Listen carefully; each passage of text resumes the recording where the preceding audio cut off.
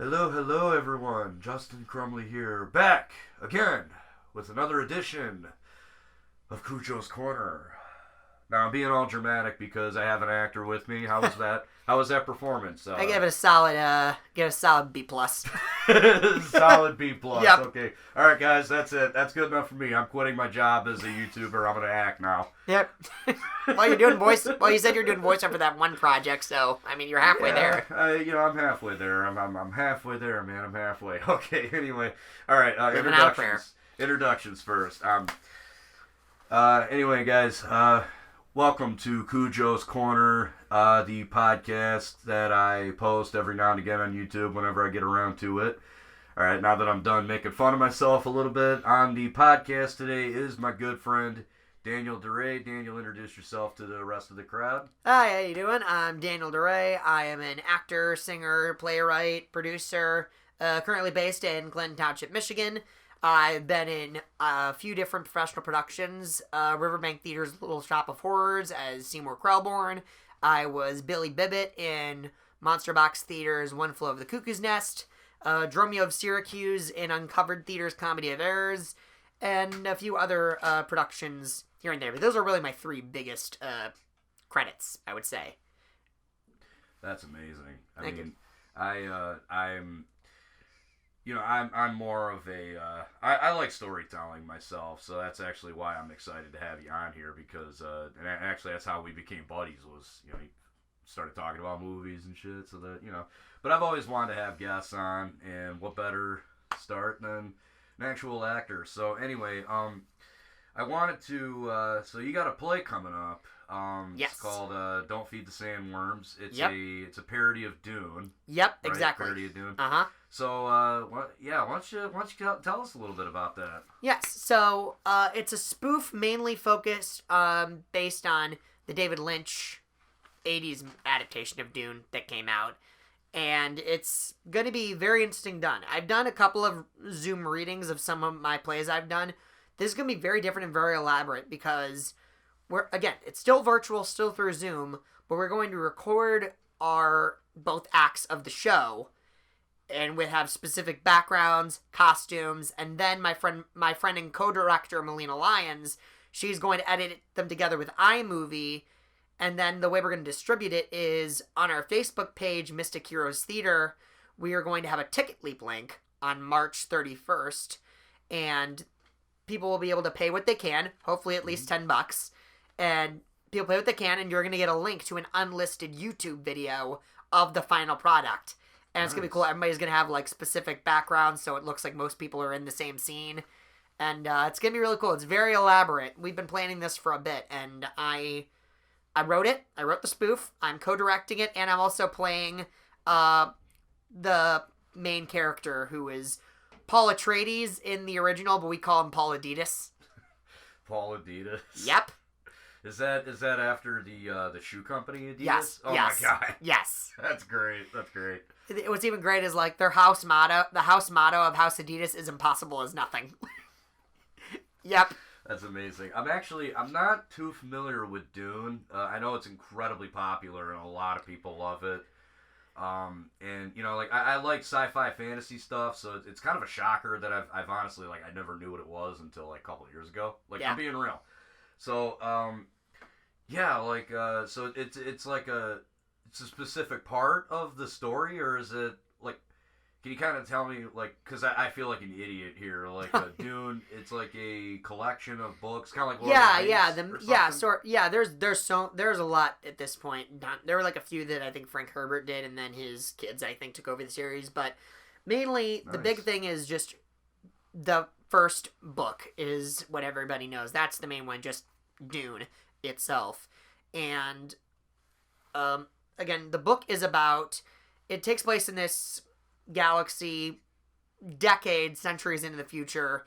Essentially, the most important substance is this thing called the spice, which allows for space travel, and it's also a drug that can improve consciousness. And oh shit. Yeah, and the spice can be found on this planet called Arrakis, otherwise known as Dune. And basically the whole saga of Dune is about the struggle over this planet. There's this transfer of power between the evil Harkonnen family to the Leto Atreides family that are taking over, and Paul Atreides is the young son, and he's a messiah, and he leads the Fremen who are on the planet, who are the natives on this revolution, and there's this whole spirituality element to it. It's really cool and really interesting. So it's like, because like what you're describing kind of sounds like a political drama that takes place in space kind of thing. Yeah, some people say interesting. Yeah, definitely, and I think like especially with the new version coming out, the new version that's coming out this year, which I'm very excited for from Denis Villeneuve.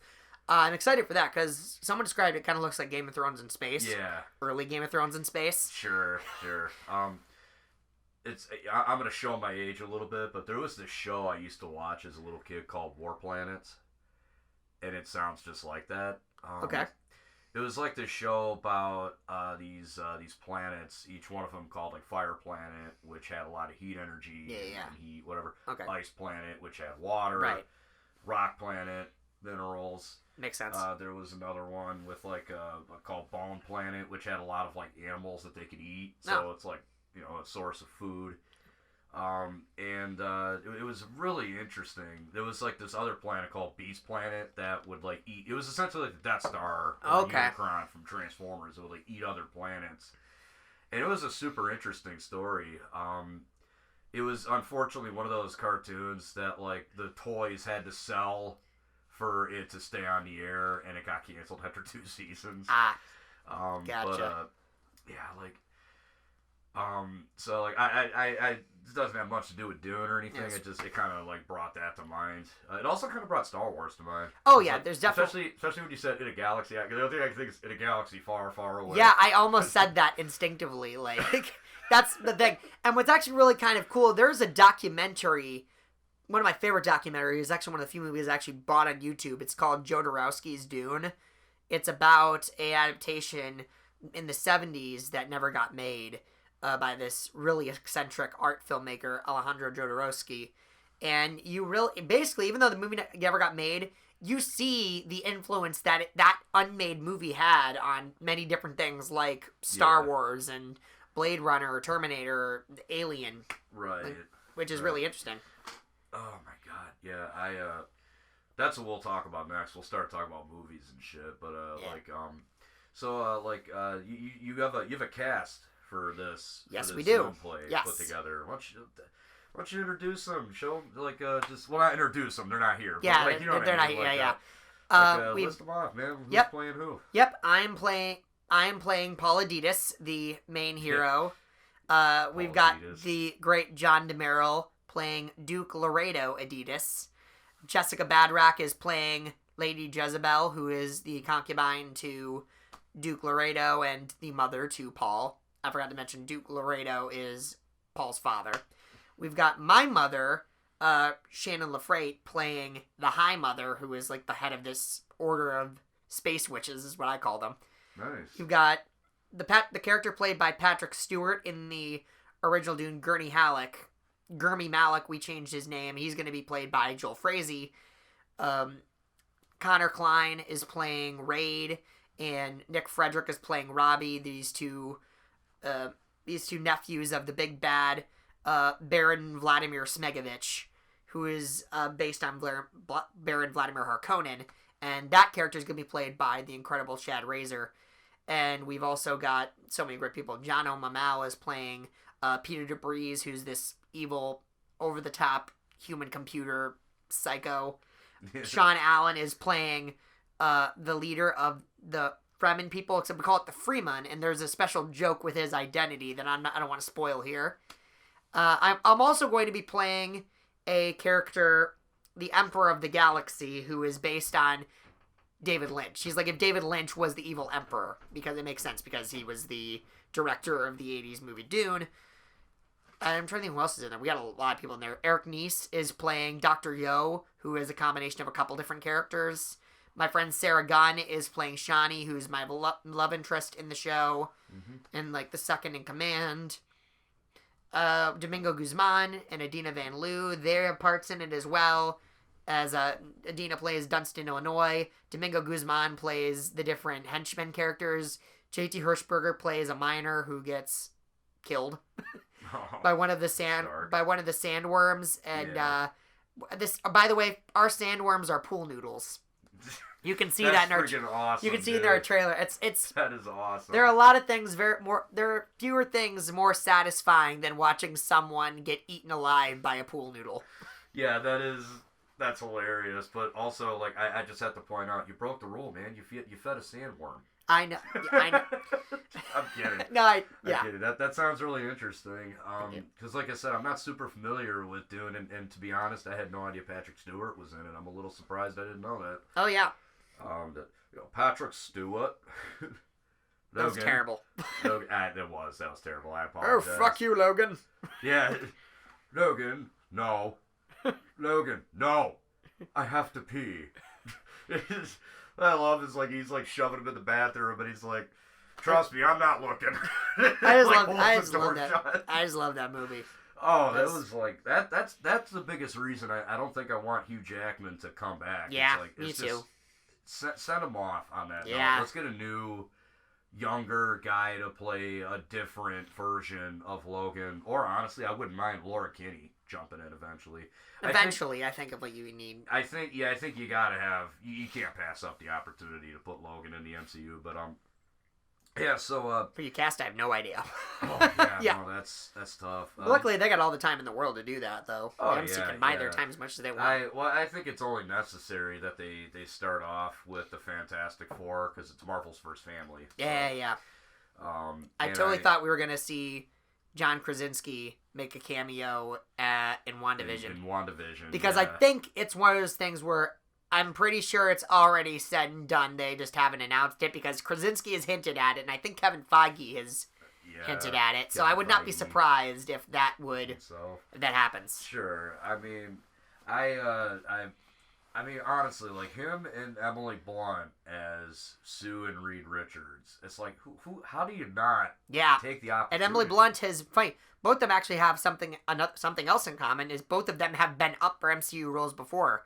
Yep. Emily Blunt, I know she was up for Black Widow.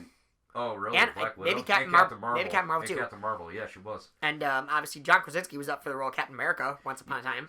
Really? Yeah. I didn't know that. Oh yeah, definitely was. So again, I seriously didn't know that. Oh, you learn something new every day, damn. and I think. Oh, sorry. Continue. Well, briefly, I want to get back to Don't Feed the Sandworm. Yes. So, can you tell us, without spoiling anything, obviously, could you tell us, like, what kind of humor it is? Like, is it, like, slapstick, or is it more... It's kind of both. It's, like, it's a lot of... It's very Spaceballs. It's kind of... My sense of humor is kind of Seth MacFarlane meets Mel Brooks with, like, a dash of Tarantino. That's kind of my sense of humor, and Seth MacFarlane, like, I don't mean to cut you off. No, you're good. Seth MacFarlane, like his early Family Guy episodes. Oh yeah, dude, that shit is hilarious. Oh, it's funny stuff. Like, it is hilarious. Some of the earlier episodes, like, hey, come on, man, we gotta hurry home. Hey, you gotta do a special on the History Channel or whatever it was, National Geographic. Fast animals, slow children. Oh yeah. It's like, come on, kids, I gotta wait. Like, I'm too slow. And he's like, you see that fucking leopard? He's like, oh, I got honey this is absolutely awful. But one of my favorite things. Again, it's so terrible. I apologize in advance. I'm going to hell for laughing at this. But there's a part where it's like, oh man, I'm even worse than Marvin Gaye's dad. He's like, Happy Father's Day, Dad. Marvin, this is another time I'm gonna kill you. Oh my god. It was terrible. I'm going to hell. I'm so sorry. But like, there's some... Dude, like... You got dark humor in this, too.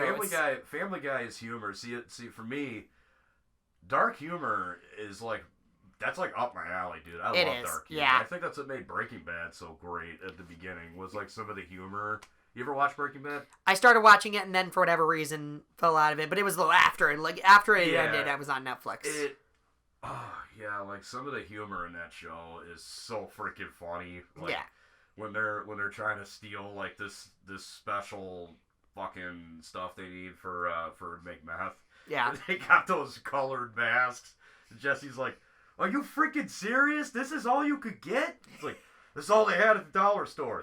They went to the freaking dollar store? What? Come on. That's great. They had to tie the fucking rope around the guy in the porta-john, and they left him in there while they're like moving this barrel. Oh boy. It's like,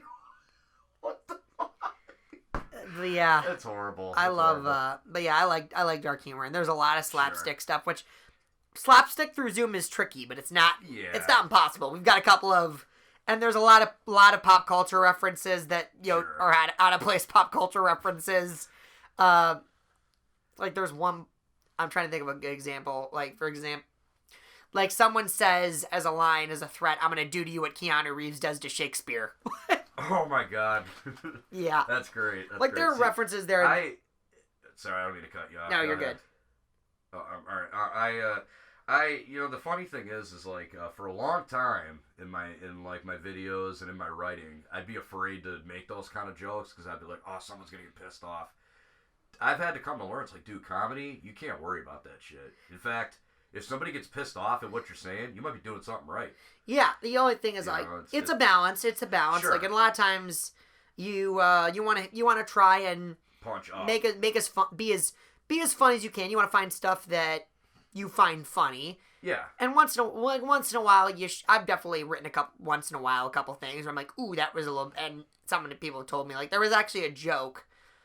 I'm not gonna say specifically, but there was a Nazi joke that was gonna be in Don't Feed the Sandworms. I still kept in the original version, but one of my actors was kind of like, you know what, things going on right now. Maybe that's not the best for it right now. Yeah, sure. So I replaced it with something different for this one. But yeah, I mean, but in of itself, but I kept in the original play because it's still funny. Right. It still works. It's right.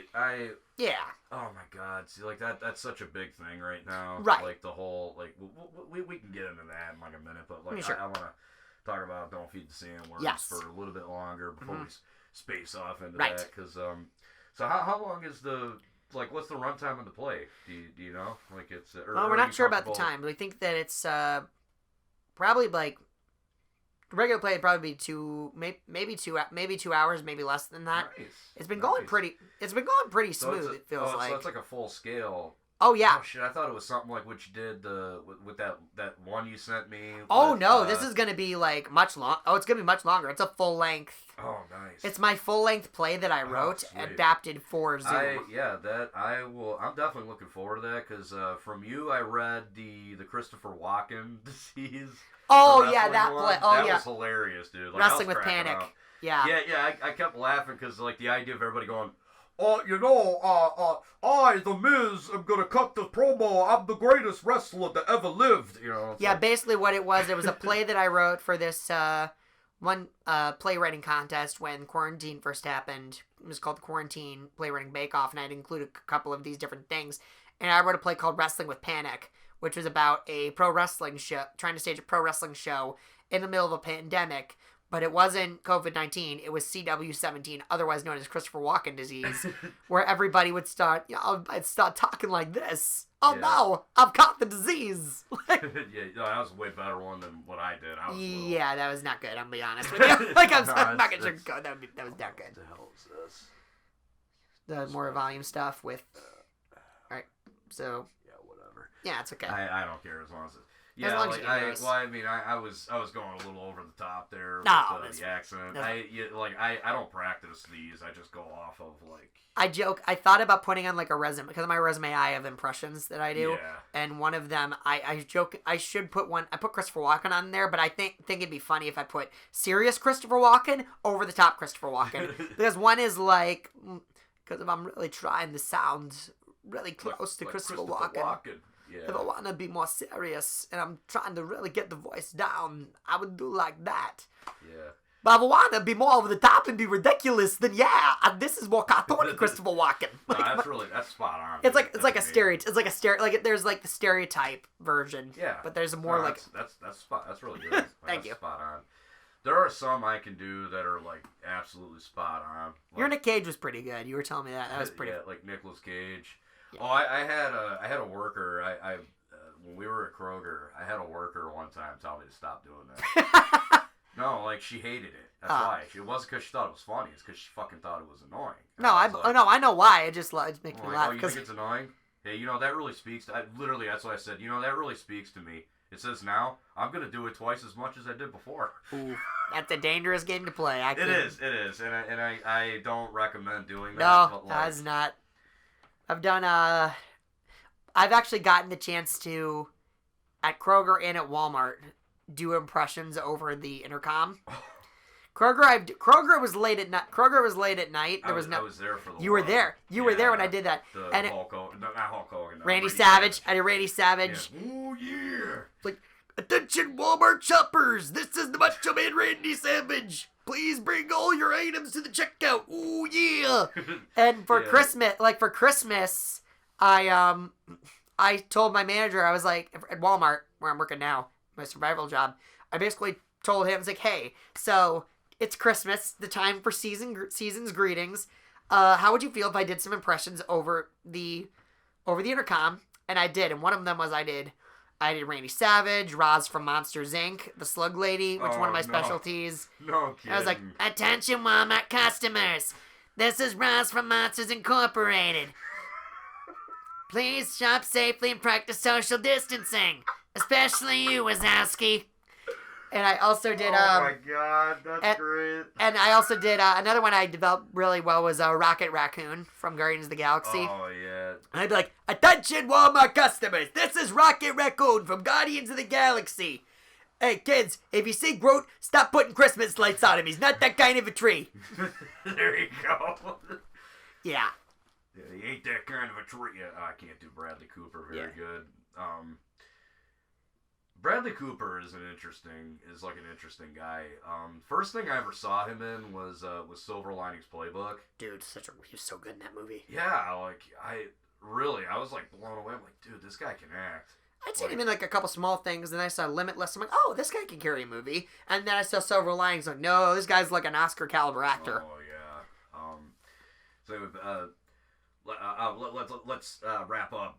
Don't Feed the Sandworms. Yeah, for a yes. second. So when's this gonna premiere? Yep, it's going to premiere on March 31st, and it's going to run through April 18th. And just a reminder, the way it's going to be premiered is you should like Mystic Heroes Theater on Facebook. And on March 31st, we're going to post a link through Ticket Leap, where you pay what you can, $10 at least, pretty please. And you will get sent a link to an unlisted YouTube video of what will be the final product. And that Ticket Leap link will be up, like I said, from March 31st through April 18th. Nice. So, oh god, all right, yeah, that's about all I have for the Don't Feed the Sandworms. It sounds exciting. I will put a link in the description below to your YouTube channel. What was it? I'm sorry. Mystic Heroes Theater. Mystic Heroes Theater. Thank you. Mystic Heroes Theater. I got so many fucking names to remember. It's like, yeah. You ever hear the theory of like how a brain is like a hard drive? Like you have to delete things to make room for new shit. Nope. You ever heard that? Nope. Heard that? Oh my god! Like I had heard that once. I'm like, dude, that's my fucking brain. I gotta literally actively like forget shit just to make room for something else. And it's like, it's weird. Like there are some things I can just be like, just don't even like suppress that. And then there are other things where it's just like, I literally can't forget that as much as I want to. Yeah, my thing is you say something and my brain will immediately like I've got a bunch of stuff stored. I've got a huge memory, so someone can be like, just say like, someone gets walking to me and go, Harry Potter, and I just go on about Harry Potter for like, yeah. I've only seen like the first 3 movies. I stopped after the 3rd one. Really? Yeah, I was like younger when those movies were coming out, so I was kind of going through like that phase where I was like, I was like, when I was younger, it's a little bit hard to explain, but I was like kind of like a reclusive punk. So I was like, Harry Potter sucks. That was me. Like I was like counterculture asshole when I was like 14. I know it sounds stupid now, but like, trust me, that's how it was. I was like, Harry Potter sucks. Everything sucks. Like that was me as a teenager. Everybody who thinks Harry Potter sucks is an asshole. Yeah, no, I'm just messing with you. I'm just messing with you, but yeah. No, it's fun. It's interesting because my buddy's wife is like really into it, and honestly, it's super interesting. I do want to sit down and watch those movies again, just because like I'm like, dude, I think I might actually enjoy these. Like these might actually be some good movies. I like Daniel Radcliffe. He's great. Oh, yeah. I really like him as an actor. I'm really waiting for him to... He's doing a couple of new things, but I'm waiting for him to really do this next like big Yeah, Oscar, like an Oscar yes. thing. That's kind of what I'm hoping for. But apparently he's done a lot of stuff on stage too, so that's pretty cool. I'm hoping he does more of that. I'd like to see him in a movie musical, honestly. Oh, sure. I like Emma Watson. She's I good, I except don't- I don't want to see her in a movie musical ever again because after Beauty and the Beast. God, that whole movie would have been amazing if not for her auto-tune and half-ass acting. Like, I loved everything else in that movie. Everything else I thought was great. Like, have you seen the new Mulan yet? I have not and I will not. It was it just looked and bland and just nothing. That's what I heard. I haven't seen it yet either. I wanted to just because I like the idea of a more serious Mulan, but from what I gather, like, and this is something I freaking hate about like main characters is when they feel invincible. Oh yeah, I've heard that too. Yeah. And that's what the common criticism I hear is like everyone says like there's this part at the end where she's running out on the battlefield, no armor, and she's just like kicking ass left and right. And it's like there is absolutely no tension here at all because she's just like Mary Sue. Yeah. I hate that. I cannot stand that. I hate main characters that are invincible. Yeah. It's irritating. It's like. And the thing is, like, if you're gonna have like an invincible character like that, you gotta at least make them likable. I mean, like, my thing is like with and from what I heard, they just made her completely like an emotionless rock. Like, I'll tell you this. Rey gets a lot of crap for being like overpowered a lot of times, but at least Daisy Ridley was super likable. Yeah, like she's super likable and really just a character you wanted to root for. That I have those movies I have seen, so we can talk about. Oh those. yeah, Star Wars yeah. trilogy. I've got thoughts. A lot to say. Same. I liked episode 7. I did too. I have it on Blu-ray. I went and bought it. I remember I was working at Kroger at the time, and I was like, the only thing I can think is, I'm gonna get Star Wars on Blu-ray. So I got it on Blu-ray. I've watched it a couple times. I'm like, you know what? This is still a solid ass movie. This is really good. Even though like everybody's like, oh, it's too similar to the first one. Like people forget that people forget that most people. I mean, they're looked on a little more fondly now, but people were like dead set the prequels are absolute trash. That's what people were for a while. And so Disney had to prove they could make like a legit traditional kind of Star Wars movies. That's why you see all those barred up. Well, I got no problem with that. I mean, no, like, it was like a new stuff too. It was a decent little intro.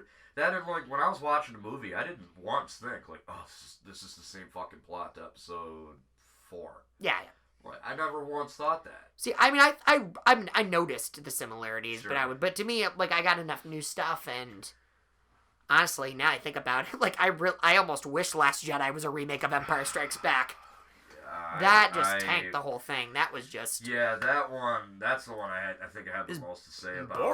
Boring. Doesn't make sense when you think about it. Oh yeah. Ironically, one of the things people have a problem with, which I actually thought was one of the few redeeming things about it. I actually thought the Luke, Kylo, and Rey, everything they did, I thought was the redeeming stuff about it. Honestly. Oh sure, like everything else. Like the fucking thing where they go to that gambling planet. That was just dumb. Just freaking I dumb. felt so bad for Kelly Marie Tran who played Rose. She everybody unfairly people. I mean, dude, not that there's such a. I mean, not that there's such a thing as being fairly cyberbullied, but like she got like ripped apart personally by that, and even then the character taking all that aside of it, like taking the fact that what they said is just wrong and just mean. But like it was also justified because to me it's like the character of Rose itself wasn't a bad character. No. Just introduced in a shitty side plot. I would have felt the same way about Finn if that's where he was introduced. Yeah. Well, I think they wasted Finn. They did. Myself. They did. They totally wasted him. I think Last Jedi. The biggest issue I had with it was it didn't seem to capitalize on anything that J.J. Abrams set up. It threw away Commander Snoke, or Emperor Snoke, whatever the hell. Supreme Leader Snoke. Supreme Leader Snoke. Yeah. Thank you. Supreme Leader Snoke. It threw that away. Wasted Andy Serkis. Oh, for sure. That's another shame. The issue with Rey's parents completely threw that out. I didn't. Here's the funny thing. That was actually the one thing I actually did. That was the one thing I actually didn't mind. Oh, it was really? Yeah. When I heard that, it was kind of like when I first heard Darth Vader was Luke's father. Yeah. I was kind of like, my mind wasn't blown. I was like, yeah, that kind of makes sense. That one kind of fit to me. What year were you born? Like, I was born 19. No, it's fine. 1995. 95. Okay. Yeah. Yeah, I was born in 92. So I think for like us, we always just subconsciously knew that Luke was the son of Darth Vader. Yeah, I heard it rough. I found out like as things went on, let me be honest. I first heard that at being spoofed in Toy Story 2. Yeah. That's where I first was really. What was it, Zurg? Zurg. Yeah. No, boss, I am your father. That was great. Love that movie. No. Yeah. And then the best part of the end, they're playing catch. Like, I'm gonna play catch with my dad. Oh, good shot, Buzz, my boy. Go long, buddy. Oh, you're a great dad. Yeah, that was fucking. I love those. I haven't seen the fourth one yet, but don't. It's not terribly made. It ruins 3, and it's unnecessary. It just do yourself a favor and skip it. See, that's what I actually thought when I first heard about Part 4. I was like, why is there even a Part 4? Everyone thought that. It's Part 3 ended so perfectly. Like, I still can't get to the fucking scene where the toys are in the damn incinerator. Oh, what's so funny is that when I first saw that movie, everybody had told me, "Oh, Toy Story 3 is so sad. Toy Story 3 is so sad." Yada yada yada. Get to that point again. I was 15 because I wasn't super young, but I was watching that. I was like, they're going to burn the toys. They're going to kill them. Yeah. There were only 2 points in my life where I thought like the worst is going to happen, in a movie. Yeah. Because usually when you watch a movie, you're subconsciously know, okay, the hero's going to get out of it. Yeah. The 2 times that did not happen. It's going to be hilarious what movies these are. Toy Story 3 with the incinerator, like I said that. Yeah. And The Dark Knight when Two-Face's got the gun to the kid. Those are the 2 times where I was Oh my god. when I saw those, I was like, this is going to be bad. This is going to end badly. I totally thought Two-Face was going to shoot the kid, and I totally thought that the toys are going to burn in the furnace. Yeah, like, that whole fucking scene, it's just so well done. I mean, a lot of people are like, ooh, animation's for kids. I could not disagree more. For a second, I thought you were talking about Dark Knight again. But no. But Toy Story 3, that movie is, I mean, for Pete's sake, it's one of, 3 movies that have been nominated for Best Picture. 3 animated movies. Yeah, it was that Up and Beauty and the Beast, the original one. Oh, yeah. Well, the original, Beauty and the Beast is not, one of my favorite Disney classics, but I still really like it. Oh, yeah. It's one of mine. It's one of mine for sure. Everybody loves Aladdin. My favorite was always Lion King. Lion King's great. I mean, I'm not... Yeah. I like Lion King a lot. Yep. Only seen bits of that live-action monstrosity. I couldn't get past the fact that they look too real. It's kind of tough. Like, Lion King, what animation can do that live action can is, emote the characters. And with the live action, it was just like, oh, dude. Which is so weird because Jungle Book, which Jon Favreau also didn't have that problem. The animals looked like they were really there, and they also, had emotion on their faces. So I don't know what... I mean, I guess they just got too carried away with looking realistic. Yeah, it's Disney, dude. And let's be real. Jungle Book is probably the only live-action attempt that they've done that everybody just universally praises. Yeah, I mean, and even I don't think it's perfect by any stretch. Oh no, not at all. I actually think Beauty and the Beast actually is probably the. I have not seen Cinderella, but I think Beauty and the Beast is actually. But if you look at everything besides Emma Watson, I think that's actually one of the best put together ones that they've done. It's a decent one. Yeah. I haven't seen it since it came out, but it was decent. The one time I did see it when it came out, and I was like, all right, I saw it once, and it's all right. Yeah. But when it comes to the live action Disney stuff, I tend to avoid them. I'm done now. I'm done at this point with Lion King, and then when I've heard about Mulan, I'm like, you know what? I'm done. Yeah, what I'm really afraid of, and I think they're still working on this. I could be wrong. Oh, no. They're doing Little Mermaid, and I've said I do not know how you're going to have realistic. It's going to look like the McDonald's Filet-O-Fish commercial. You're going to have realistic singing fish. Yeah. It's gonna be so creepy. I'm just thinking about the fucking give me that fillet fish. Exactly. Give me that fish. That's what it's gonna look like. Christ. I don't care who if the cast is good. I don't care if the humans are good. I don't care if the humans are good. I don't care if Lin-Manuel Miranda is adding new music to it. Well, If you have realistic looking fish singing, it's gonna be creepy. Yeah, that's not gonna work at all. No. Like, are you familiar with the original story of the Little Mermaid though? Like what happens in the Basically, original? I know she dies, but just dies turns into sea foam. Fucking yeah. Oh, it's so fucked up, dude. Like instead of like taking her voice, I think the octopus bitch Ursula. I don't know if that's her name in the original. No, in the original Hans Christian Andersen story, she is. They say the octopus bitch. Did they really call her octopus bitch? No, I'm just messing around. Oh, is that? Oh, no, I was joking. oh, no, I was sorry, joking. shit. Like, I'm like, bro, yes, did they really Hans call her Christian that? Andersen was writing. Yes, and then the octopus bitch took her. That's why I'm laughing. I'm like, bro, that's fucking hysterical. No, Octopus bitch. I think she was just called the Sea Witch. Honestly, The sea. Okay. close. Actually, close. That's yeah, pretty yeah. close. The octopus bitch. And then the octopus bitch came in. No, like she literally cuts her fucking tongue out with a knife. Oh. It's brutal, dude. I mean, it's not Brothers Grimm, but those kinds of fairy, they didn't fuck around. Oh, dude, they didn't. Oh, dude, like, the Cinderella one really fucked me up. Yeah. How she like the sisters like cutting the ends of their toes. Yeah, off that- just to fit the.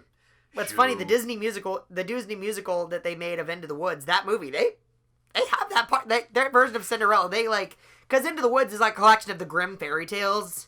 Yeah. When they have that scene in Cinderella, I'm not saying I would show anything, it's like a PG movie, but like, no, but they say like a bit of the toe, a bit of the heel, that kind of. Yeah. Great movie, I love it. Screw the haters. I love that movie.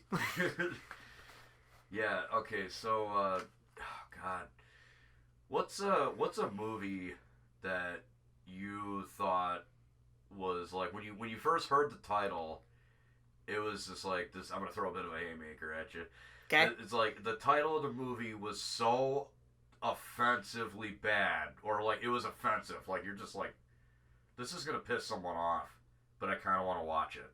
Ooh, that's tricky. I guess the other thing, I didn't end up seeing it, but okay, I got a better answer for this. I was a little nervous when the interview was coming out. I still haven't seen it, but I knew that was a big thing when that was coming out. But I'll tell you this, the one movie where I was like, this is gonna turn some heads was Sausage Party. I was like, that's gonna. Oh my God. I like it. It could have been better, but I still like it overall.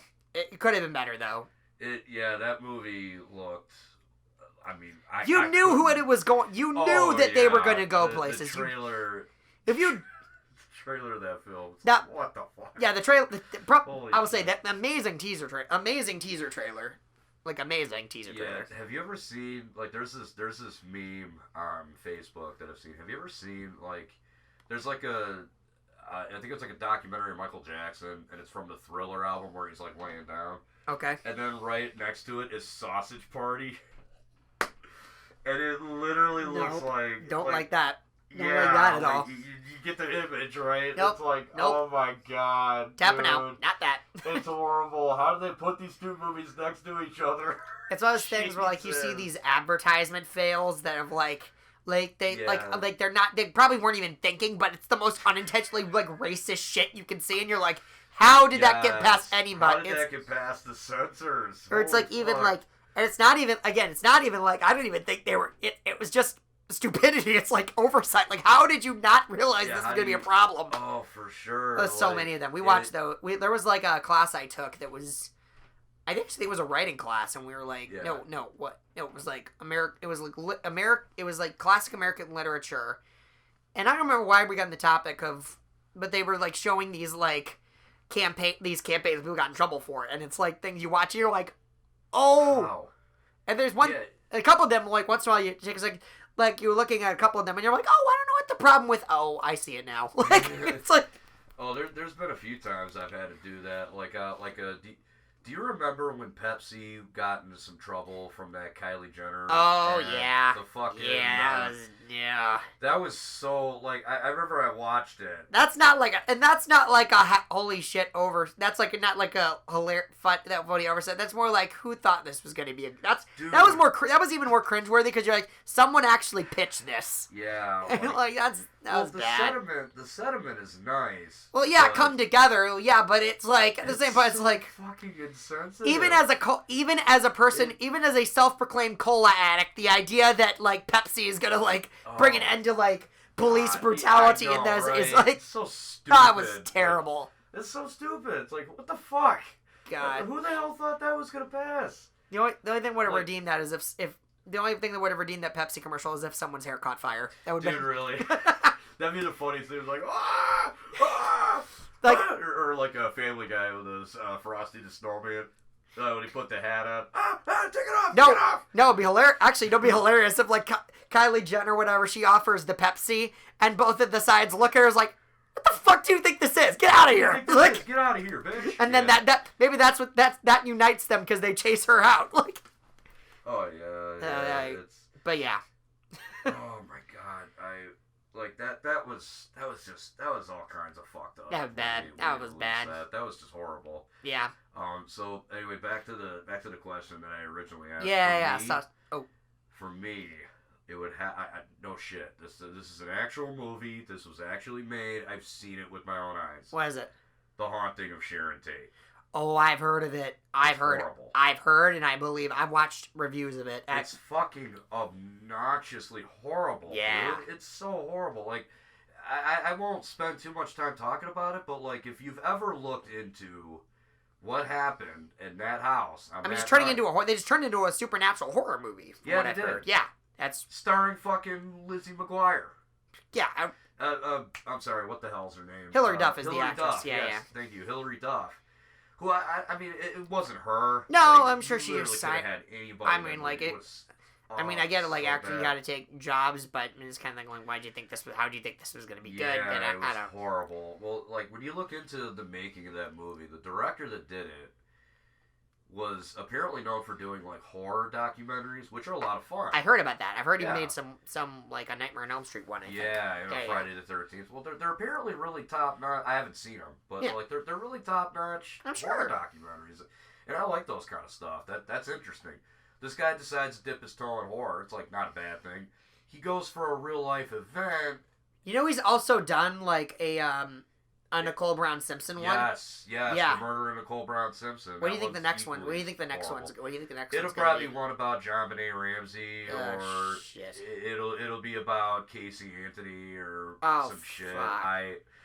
I could just imagine. Yo, I brought that up as like to bring dark humor, but I'm not even laughing at the concept of that. To me, it's just now I'm not even laughing at the concept. It's just oh god. Or, like the only thing worse I could think is if he does a Columbine movie. Like I don't even want to fucking. What would that be like? Would that be like in Cabin in the Woods, where it's like the ghosts and the. Well, never mind. I'm not going there. Yeah, no. But yeah, it's that guy's. I don't want to know if he ever did a movie like on Parkland or Columbine or some shit. Geez. I'd be like, I'm not touching that with a 60-foot pole. Yeah, me neither. I mean, I'll touch the Grinch with a 10.5-foot pole before I touch this movie with a 60-foot pole. Like even the bland ass Benedict Cumberbatch Grinch, which. I just looked. Yeah. I'm next on the Jim Carrey version. I think the Jim Carrey version honestly would have been better if it was just 2 hours of Jim Carrey just like complaining in his room, just talking to himself. I think that would have been a better movie. He was so freaking entertaining in that movie. Oh yeah, Jim Carrey is one of those actors that is just so entertaining wherever he's at. Totally. It's freaking hilarious. I love him. I loved him in Sonic the Hedgehog, which is the last movie I saw in theaters. No shit. Oh I've seen a couple since things have opened up at the different times. Oh yeah, I loved him in Sonic the Hedgehog as Dr. Robotnik. He was hilarious. I loved him in he disavowed this movie but I loved him in Kick-Ass 2. Really? Yeah, I didn't like that movie. He disavowed Kick-Ass 2? Yeah, he didn't like. He was. I don't know if he like became born again Christian, or if he just decided. No, I think it was in the wake of like the Sandy Hook issues, but he just said he didn't like the violence in the movie. Which I mean, I don't know. To me, I'm mixed on. I'm like, I don't know. You made the movie, and it's like, so he kind of turned on the project a little bit. I mean, granted, that movie wasn't that great to begin with, but the comic books that Kick-Ass is based on are fucking brutal. Oh yeah, I've heard. Fucking brutal.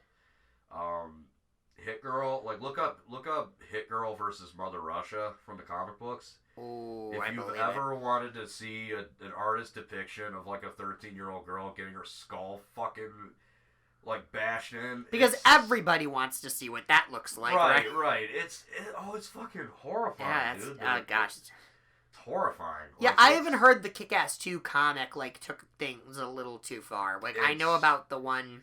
Oh, it's I'm not gonna say, but I heard the one. You know, the scene with the girl. I've heard about that.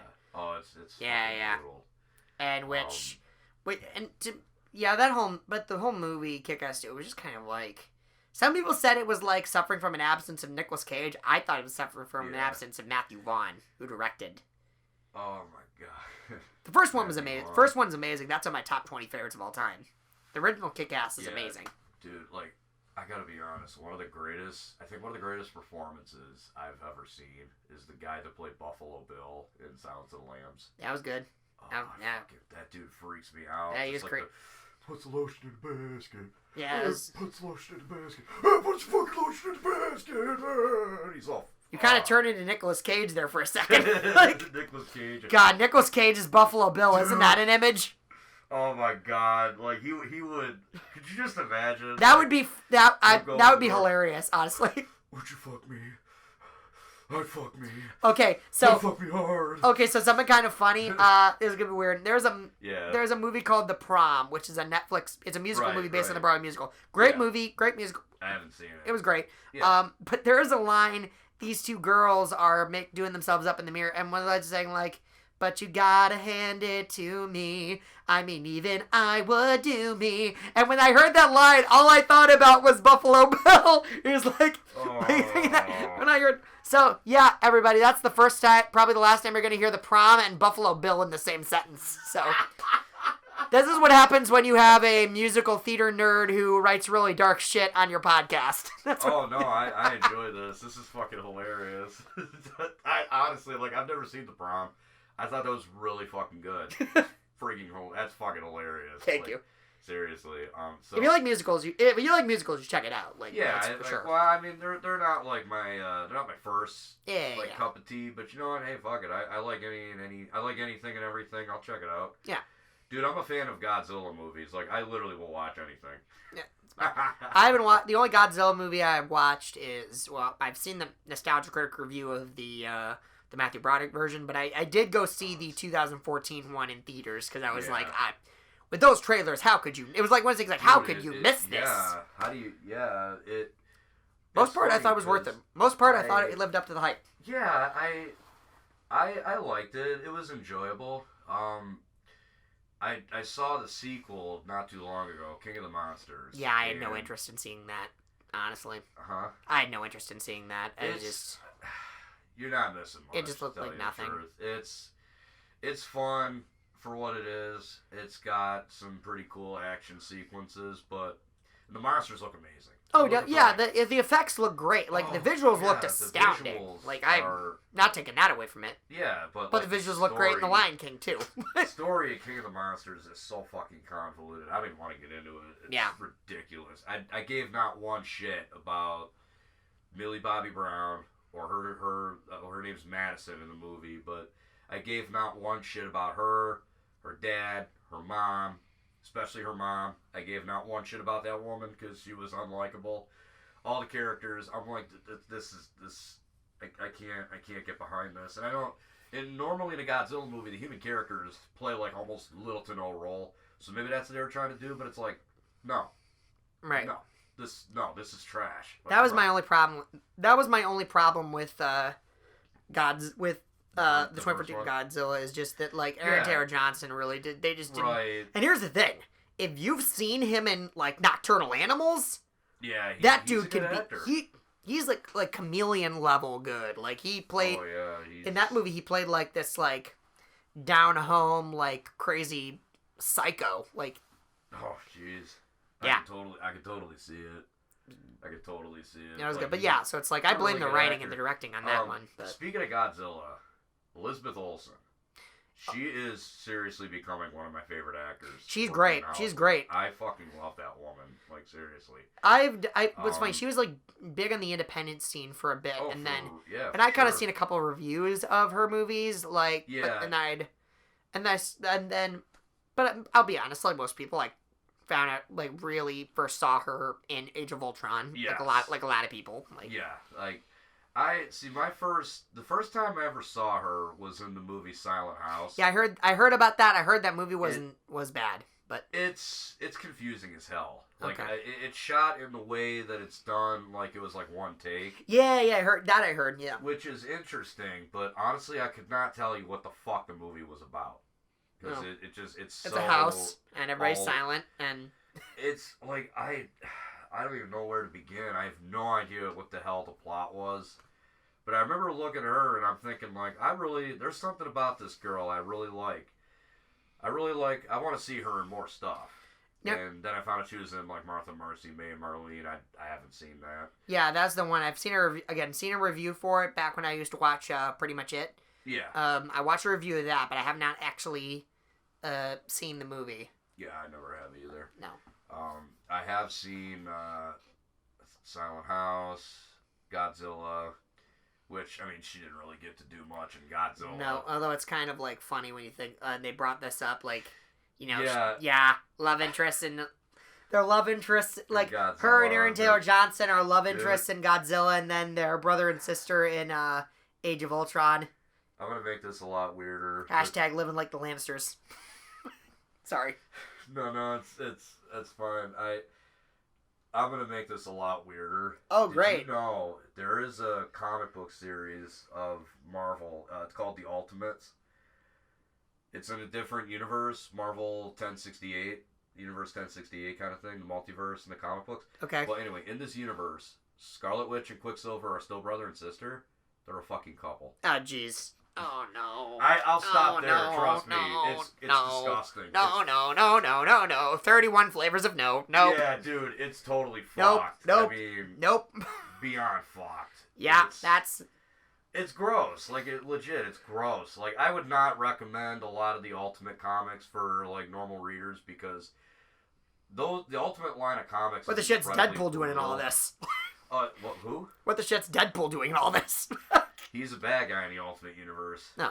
He fights Spider-Man. Now, I will say this. Ultimate Spider-Man is the only Ultimate line of comics I would recommend because it's so good. Yeah, that's what I've heard. Specifically, the death of Spider-Man. So fucking amazing. That's an amazing Is that story. the thing with Kraven the Hunter? No.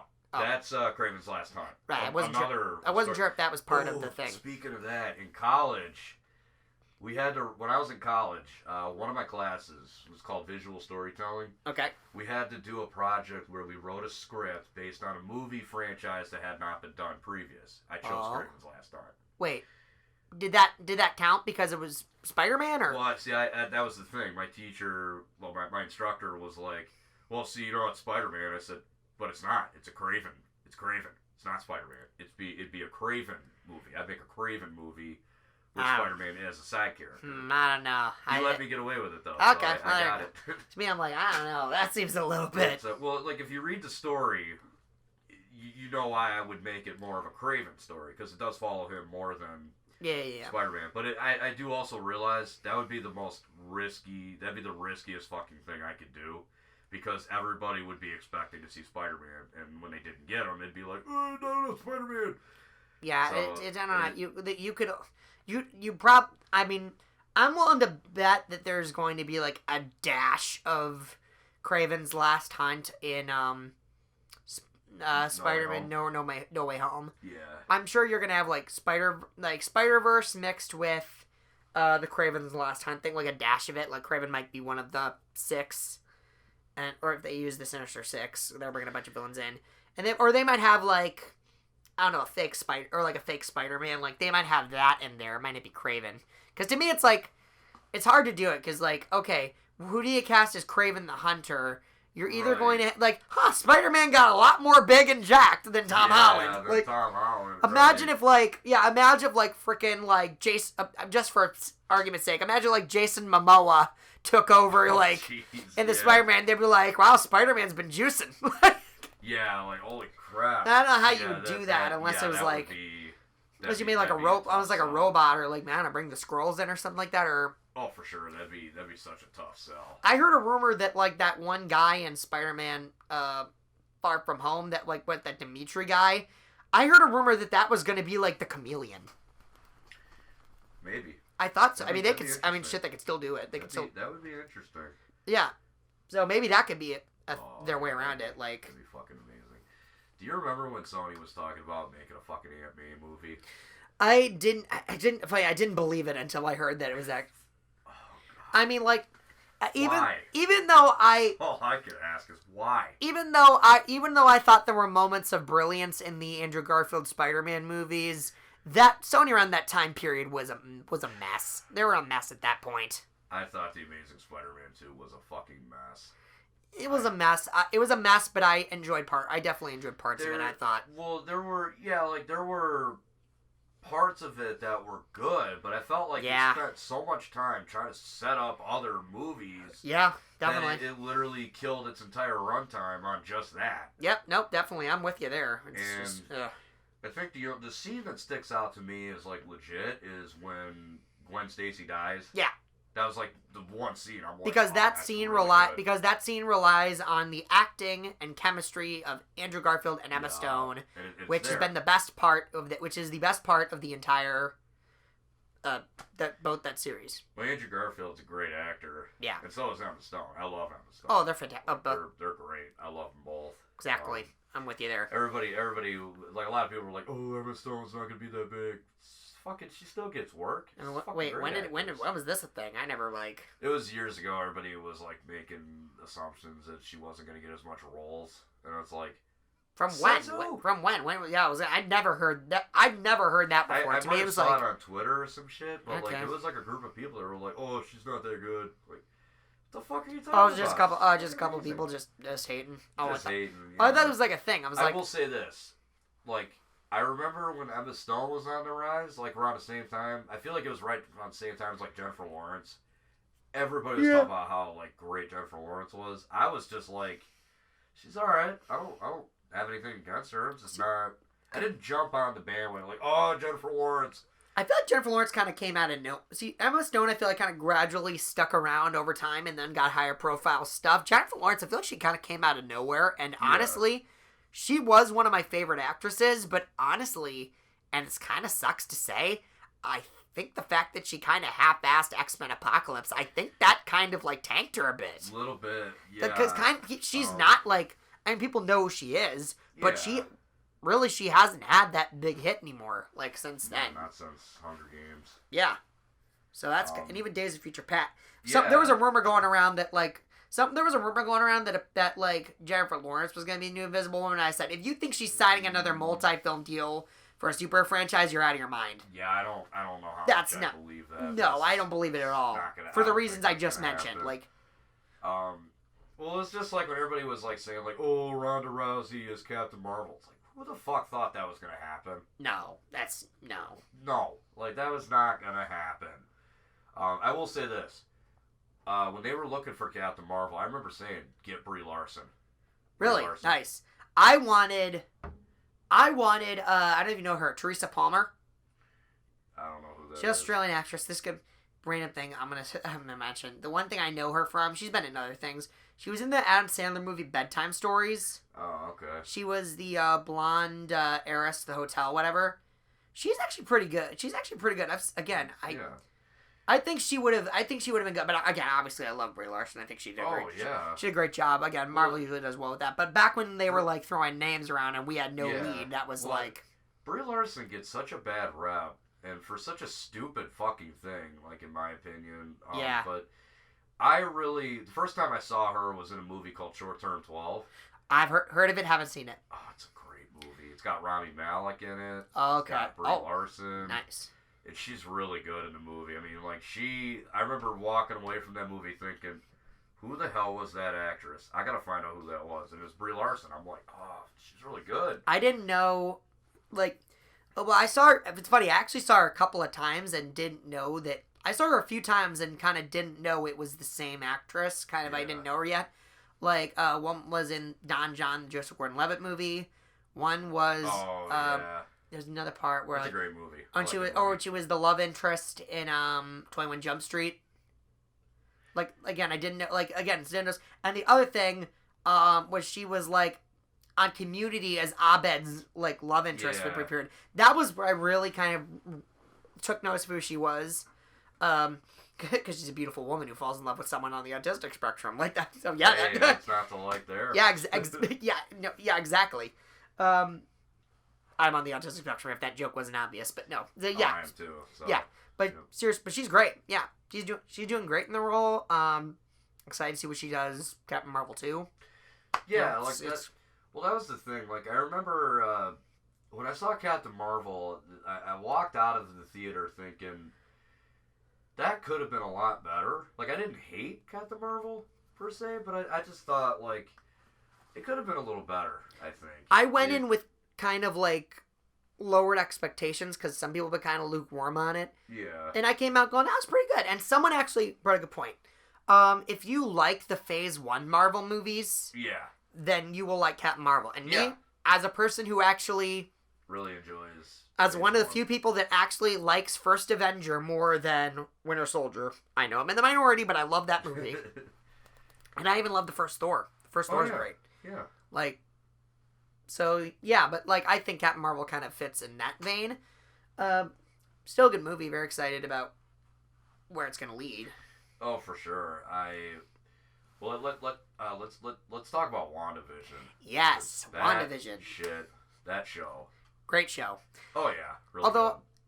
Although you're expecting like a little bit like more of like a mind blowing like button at the end, like kind of like, oh shit, this is what the this is what the MCU might be turning into, or this like just a little bit of like something extra, because that was my only thing. It had a good ending, but I was expecting something a little bit more. I mean, I guess for me, like. By the way, are we doing spoilers or no? Yes, spoilers. Okay, spoiler alert for WandaVision. Tune out now. If you guys haven't seen the show, like, don't listen to what we're gonna say. Yeah, don't listen.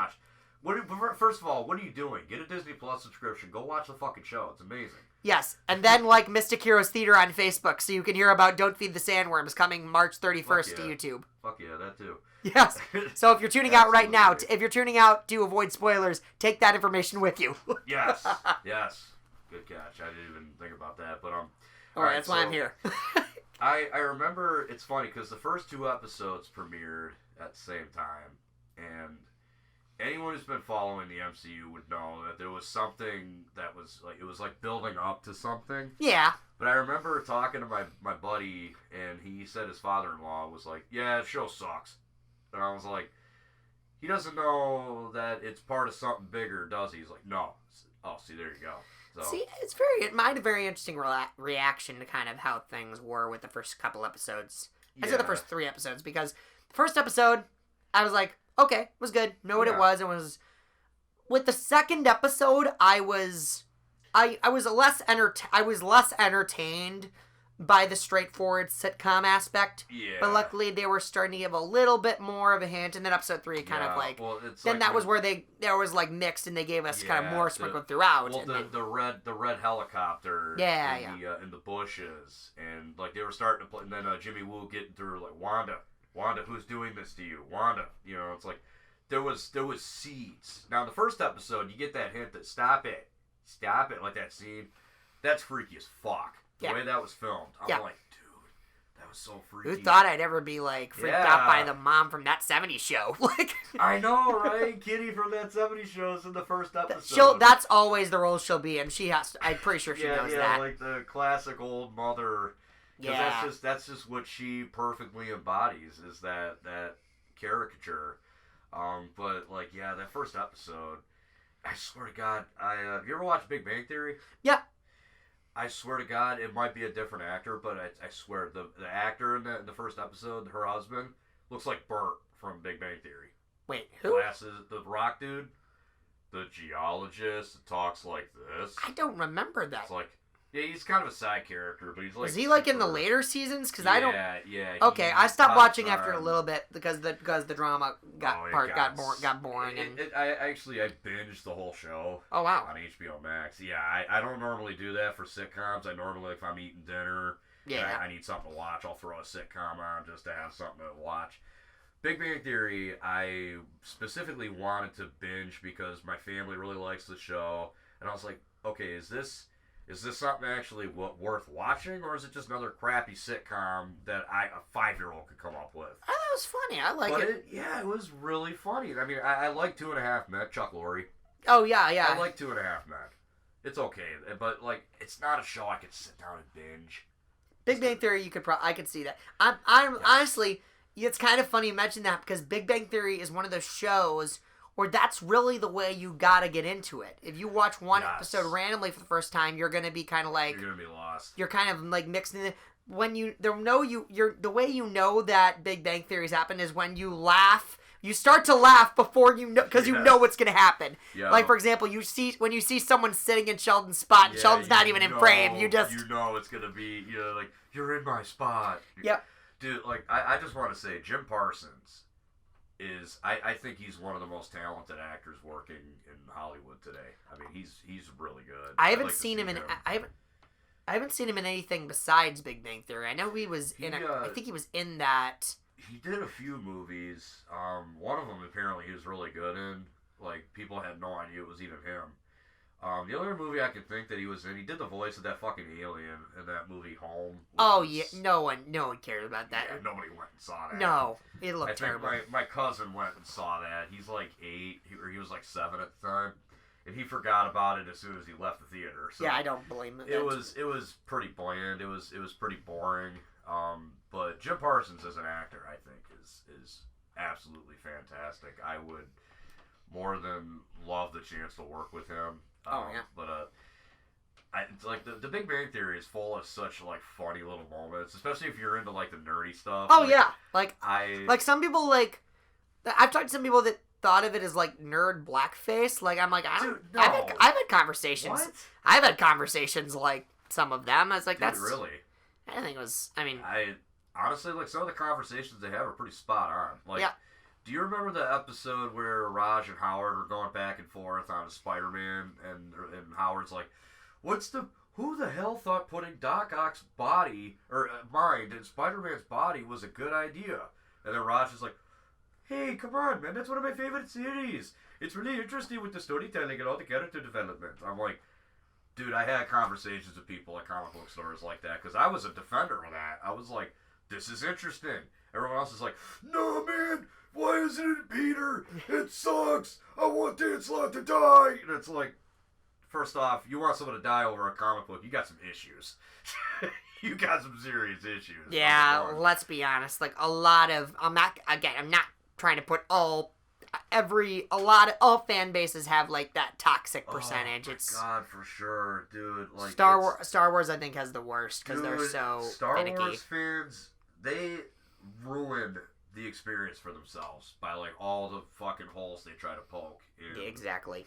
And it honestly, I think the biggest issue that Disney had with their latest Star Wars trilogy is it didn't seem like they mapped out exactly what direction they wanted to go in. Exactly. Yep. Because they had J.J. Abrams reboot it, and I thought he was on for the whole trilogy. I was like, oh, okay, that's cool. Or they should have, yeah, but like as if nothing else, I knew they were gonna have different directors, but I thought he was gonna like stick around as like a producer or like an overseer. Yeah. Like, we'll get back to WandaVision. Yeah. But I'm sorry, I get so into these conversations. No, I love it.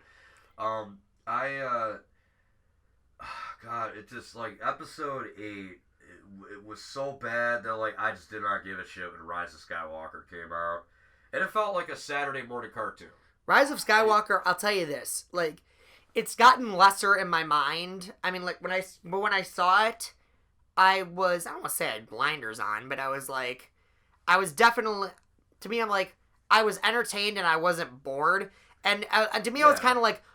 I saw, like, Palpatine, and was kind of like, even though it was cheap how they brought him back, with Palpatine, I was like, oh my god, a legitimate great antagonist. Oh, Yeah. I was starved for that in this new trilogy because Hux was an idiot. Kylo, you knew he was gonna turn good again, and Snoke they killed off. So it's like every time I think of Palpatine in that movie, I always think. You ever watch the Doug Walker making fun of it, and he's got the guy like flashing the lights, and the guy's like making faces like. No, I haven't seen that the one. Fucking time. I don't watch a lot of modern nostalgia. I don't watch a lot of new nostalgia critic. Yeah. I wouldn't. I mean, honestly, it's hit and miss. His older shit. Is I like his older stuff better. Yeah. I really like the review of Swan Princess that he did. I think I watched it a long time ago. Princess of Swan Lake or some shit. No, I think I saw it a long time ago, and I don't remember it. Oh, it's so freaking funny. Because the movie he's making fun of is absolute. I think he works better when he's making fun of a movie that legitimately is terrible. Yeah, because you can create so many more comedic moments out of it. Like the one part where the main character's like, "Oh, Dad!" He goes, "I will forever miss your beauty and nothing else." I think I'll say it's the funniest thing I think I've ever seen in any nostalgic review was in his newer one. It's in his review of Wicker Man. Is when he does the Nicolas Cage bear jokes. Yes, my friend love those. When I remember exactly where I was. There was a part. Me and my mom were like in this one apartment. Yeah. And I was watching that video on my phone, and I was crying, laughing. I couldn't. And I was calling my friend, my best friend at the time, Robert. He was basically, yeah. I was calling him. I was like, dude, you gotta. Or I can't remember if he had seen it before me or if I'd seen it first. But it was so funny. And then we were on a bus to a competition at one point. Yeah. And they were watching this one scary scene. They were watching this one really scary scene that traumatized me from something else. And I was covering my ears, and I was really freaked out and then my buddy was like, "Hold up, I can fix this." And he said the Nicolas Cage bear joke thing. Oh, dude. And that's so fucking funny. I just goes, hear my Nicolas Cage bear jokes. Waka waka whore. Papa Bear says this bitch is too conscious. Yeah. Paddington says hi. Gummy bears bouncing here and there and in your face. Yeah. I hear you've been harboring picnic baskets.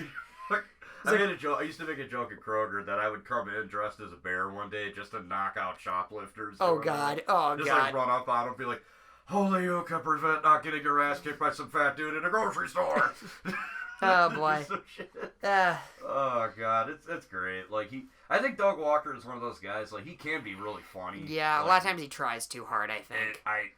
It feels like he was more natural when he was, also when he was playing, all the roles himself. I feel like it was, I don't know. There are times where it gets a little overbearing, I think. I'm with you there. I honestly, nowadays, what I watch more than his actual nostalgic reviews is, just the first viewings. I watch those, a lot. Yeah. I watch those with him and his brother, because they're just reacting and riffing on the movies. He for sure is a guy I'd love to, sit down and talk to. Oh, yeah, me too. But, I've seen some of his movies, and, they're alright. I don't want to be mean about it, but, they're just okay. Are you talking about, those year-long celebrate anniversary? Yeah. I'm sure they're, fun, I'm sure they're, funny, thing. I'm sure, funny pieces. I just never sat down to really... A lot of people, it's a thing on YouTube to destroy those fucking movies. Everybody just rips them apart. Huh. Probably because of all the controversy that came out. The Change the Channel controversy, and we don't need to get into that. Yeah, I don't even know. I didn't even know, yeah. But honestly, I've always preferred the Angry Video Game Nerd myself. I never really watched the Angry Video Game Nerd. To me, it was always a nostalgia critic. I love James Rolfe in general. He's one of my, I call him internet idols, but yeah, That's fair. It's because a lot of what I do on what I'm doing on YouTube is similar to how he got his start. So it's kind of interesting to put a face and a name to something, because it's an uphill battle, getting all this shit out there. It's not easy at all. Yeah. So that's actually why I went back to film school. Well, technically it's trade school, but they taught us how to film. So, back to WandaVision because we got way off track. Yeah. Topic. I just want to say, episode 2. I I have to rewatch the show again, but have you ever seen the gif of Wanda like sticking her tongue out at Dottie, where she's like, I don't know if I've seen that gif of that. Like, I've seen the gif, and I'm like, I don't remember that happening in the show. That'd be funny as all hell if it did. Maybe it did. I don't remember it, but I'm sure it doesn't sound out of place, but just... No, like, honestly, though, I would crack up. Just the idea of a character like Wanda Maximoff kind of, like, stooping to that level, like, yeah. I mean, that's kind of, like, the whole point of, like, her in this sitcom element. Like, yeah. You know, I'll tell you this, like, and I think, like, the point I think the point where everybody was like, what? Like, was, what? I think we all agree when Evan Peters showed up, no one saw that coming. Was ready for that. No. That was great. I do, by the way, I think there was a missed opportunity. I think they should have, like when she releases the actor. Yeah. I think the actor should have actually been Evan Peters playing himself. That would have been fucking hilarious. I think it should have been Evan Peters playing himself. So fucking hilarious. It would have been great. Oh, sorry. It was like... Oh, where am I? He's like, well, I don't know, something like, you're not Hugh Jackman. You're not Hugh Jackman? Yeah, that would be freaking hilarious. That'd be great. That'd be fucking hysterical. Oh, another thing this show did well. Kat Dennings was on the show, and I didn't hate her. Oh, is Darcy Lewis? No, she was really good. Yeah, I liked her in Thor. I liked her in Thor 1. Yeah. Thor 2 was a piece of crap all around, and I hated her in it. I thought she was good in this. I thought she was fine. Yeah, she was. Yeah, like it's like a sitcom starring 2 Avengers. Yeah, it's a work in progress, or it's a working theory. Yeah. That's so freaking funny. And she's like fucking crying when the twins are born. She's like, "What? I'm invested." No, that's funny. I liked it, and also I liked what was the name of Randall Park's character? I can't remember. Randall Park. Yeah, what's his? The general. No. Was it Woo? Jimmy Woo? Jimmy Woo, yeah. Oh, yeah, okay. Jimmy Woo. I was trying to remember his name. I love Jimmy Woo. He's good. I liked him I love him. I liked him in Ant-Man the Wasp, but he's kind of, you know what I realized? He's kind of like the new Coulson. Yes, he is a lot like the new Agent Coulson. Yeah. Fuck yes.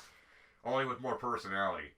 Well, maybe not more personality. No, I'd say more personality. He's different. He's definitely he's less reserved than Coulson is. Yes, for Coulson.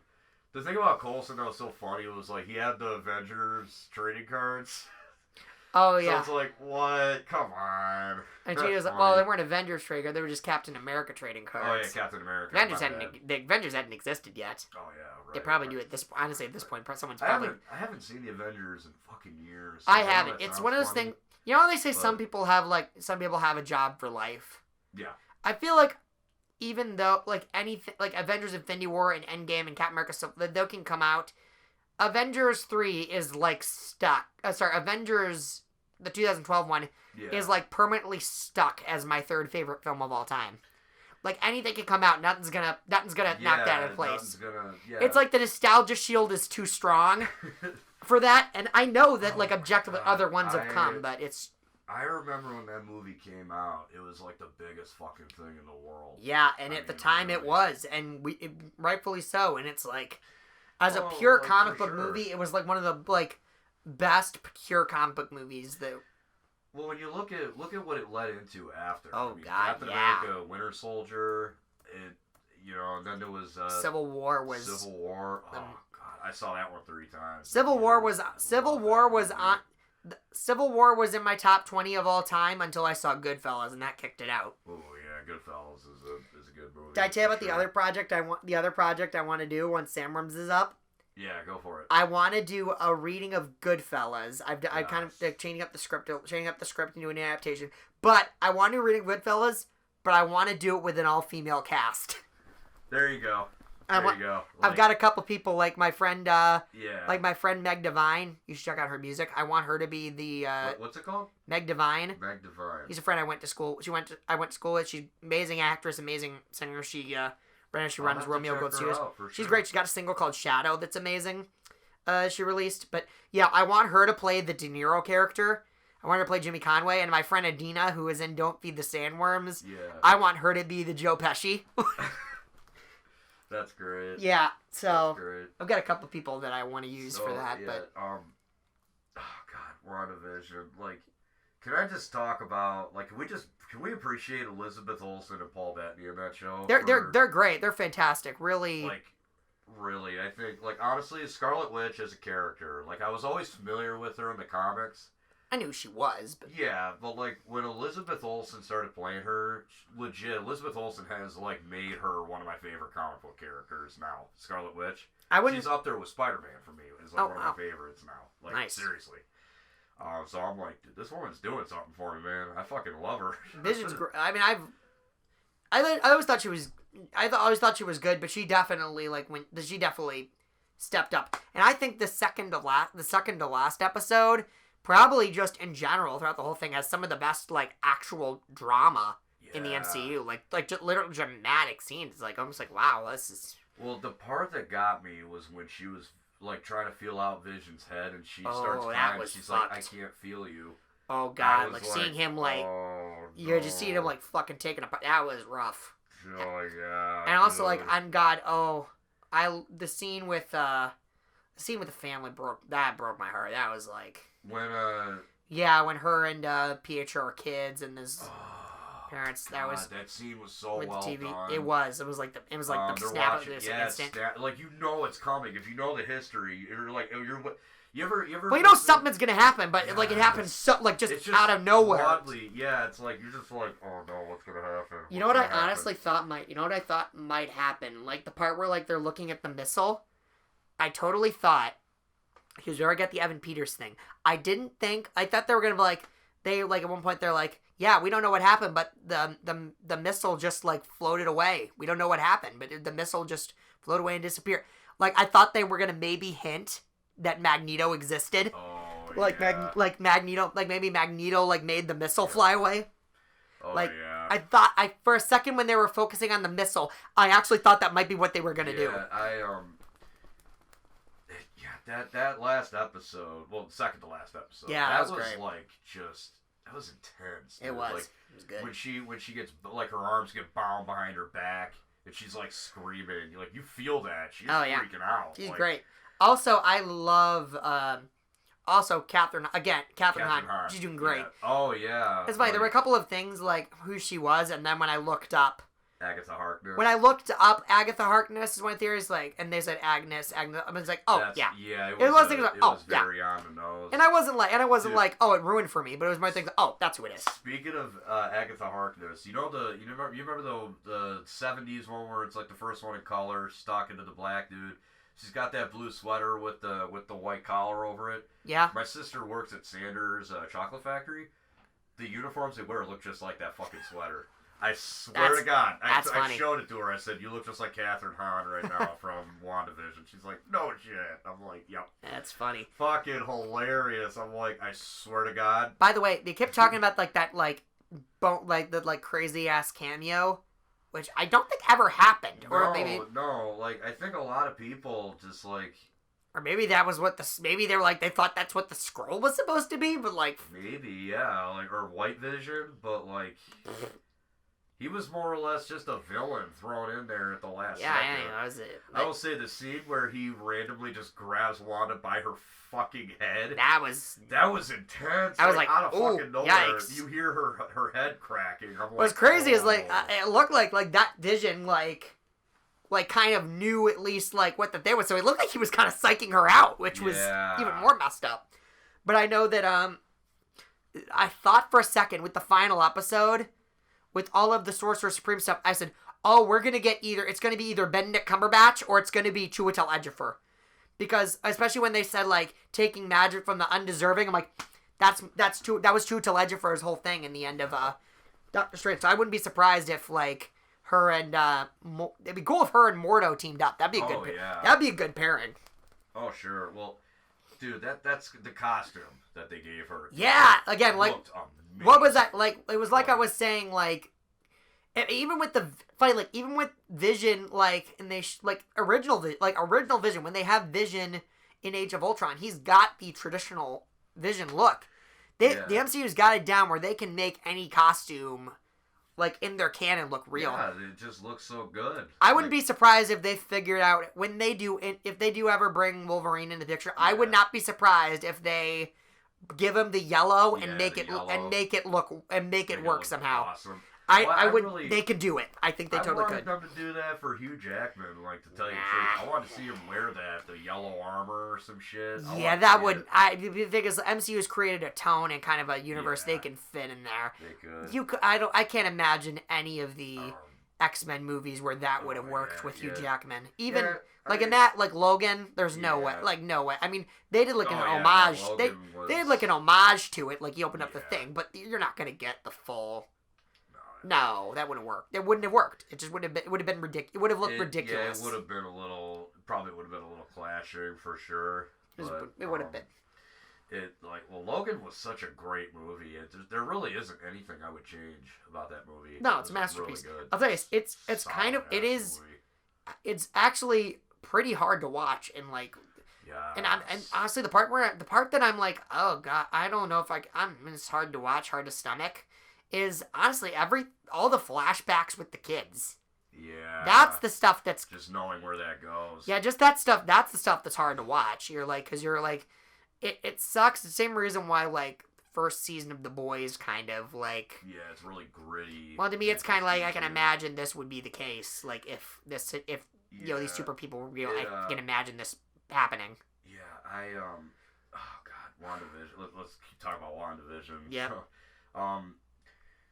I remember watching like the sitcom aspects of it.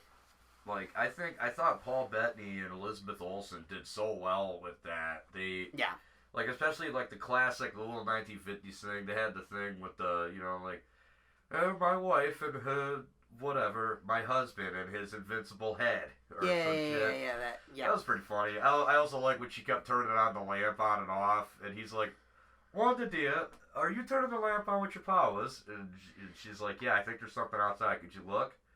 And he's looking. She's like, are you using your night vision?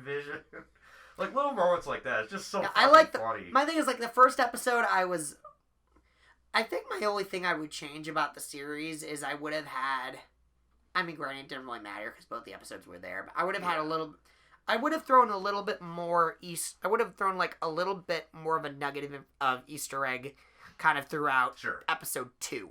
Because I remember episode 2 is where I was like, they were giving me a little bit, but I was becoming less entertained with the actual, the sitcom shtick. Yeah. First episode, I was kind of able to like kind of enjoy it all and like knowing that like where it was going, knowing it was gonna go somewhere. I was kind of able to enjoy like all of it for what it was. When they get to the 70s and it's a lot like I don't know, it's like the Brady Bunch was that what they were parodying? I want to say maybe the Partridge Family. It might have been. Maybe. I swear it was either that or that 70s show is what I kept getting. That would have been. Well, that's the 90s. That's technically the 90s. Yeah, but it takes place in the 70s. Right, I know, but it's kind of funny. Yeah, it's just that was. And then they clearly that like they went to Malcolm in the Middle. Oh yeah, that was hilarious. That was great, and like Modern Family with the camera thing. Yeah, I thought Wanda coming downstairs in the getup, like somebody had better be bleeding, broken, or burning when I get down there. Like I'm like, dude, that's fucking hilarious. She sounds like the mother. That does. Oh, God. And Evan Peters like shines in that episode. Oh, he's just great. Oh, he's great because it's like his character is just his Quicksilver is perfect for that. For like. Honestly, his Quicksilver would fit in like in Malcolm in the Middle. It really would. Oh, it would have. Like imagine if imagine if Reese from Malcolm in the Middle had super speed. That's pretty much what. Yes. That's kind of what it is. That would have well, that was what was so cool. It's like they're following. I think it was like Tommy or maybe it was Billy. No, I can't tell the kids apart. Billy is Billy is Wiccan and Tommy is Speed. So it was Billy. Like they're following Billy around like he's like Malcolm. I was like, dude, this is fucking hilarious. Then you see like the low angle where you see Evan Peters' eye open up and shit. It's this is so fucking funny. This is like Malcolm in the Middle. Yeah, that was great. Fucking hilarious. Yeah, but I liked it overall. My only thing with the entire series is I was expecting a little bit more of like a holy shit at the very end of it because I could see that. The way I see it, this is kind of like, although granted, maybe Black Widow had that since it was supposed to be so soon.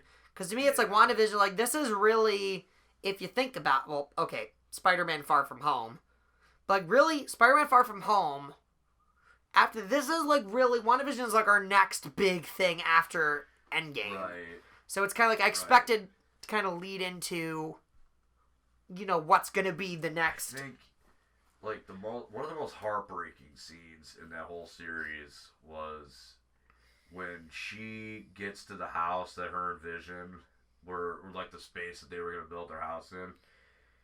And it's like, she's got the documents, and it's just her, like, oh my god, that's so devastating. Yeah. And that's when she creates that world. My only thing is, like, I feel like, because the post credits for the very end of the season, my thing, is it just me, or did it seem like, wait, so is she still gonna have villain tendencies, or is she gonna, because to me it seemed like that's the only thing. Yeah, that's what they were kind of alluding to, is like, she's not really gonna be a hero. Which is weird, because I feel like the whole thing was, I don't know, I feel like the arc of redemption was kind of, that's weird. I didn't know what to make of that. Yeah, that's what I'm hoping they kind of do in Doctor Strange and the Multiverse and Madness. Right, I'm sure it's going to continue there. Oh, yeah, well, Sam Raimi's doing that movie, and I could not be more excited. Also makes that Doctor Strange reference in Spider-Man 2 all the funnier. Fuck yes. Fuck yes. That's going to be cool. Honestly, I'm glad that, like, not just the fact that Sam Raimi, I'm glad that, like, the sequel's being helmed by someone, because I think, like, some of these Marvel franchises, I kind of, like, want to see some new faces. Sure.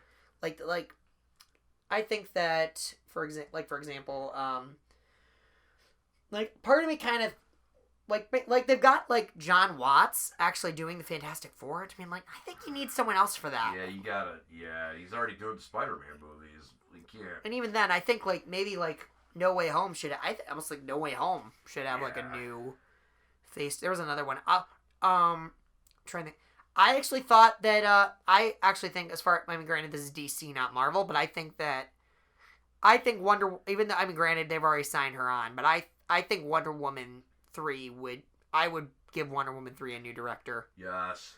Because I didn't hate 2, but it was definitely like, okay, it's time to... major step down from the first one, in my opinion. It was. I liked quite a few things in it. Yeah. Honestly, honestly, the big thing that would have... By the way, spoiler alert for Wonder Woman 84. Yeah, we're spoiling pretty much anything. Yeah, any movies we're talking. If you're a nerd that hasn't caught up on any comic book movies, you're probably going to want to tune out now. You're going to want to tune out of this, yeah. And like Mystic Heroes Theater on Facebook. Yes, link in the description below. Yes. Yeah, Wonder Woman 84.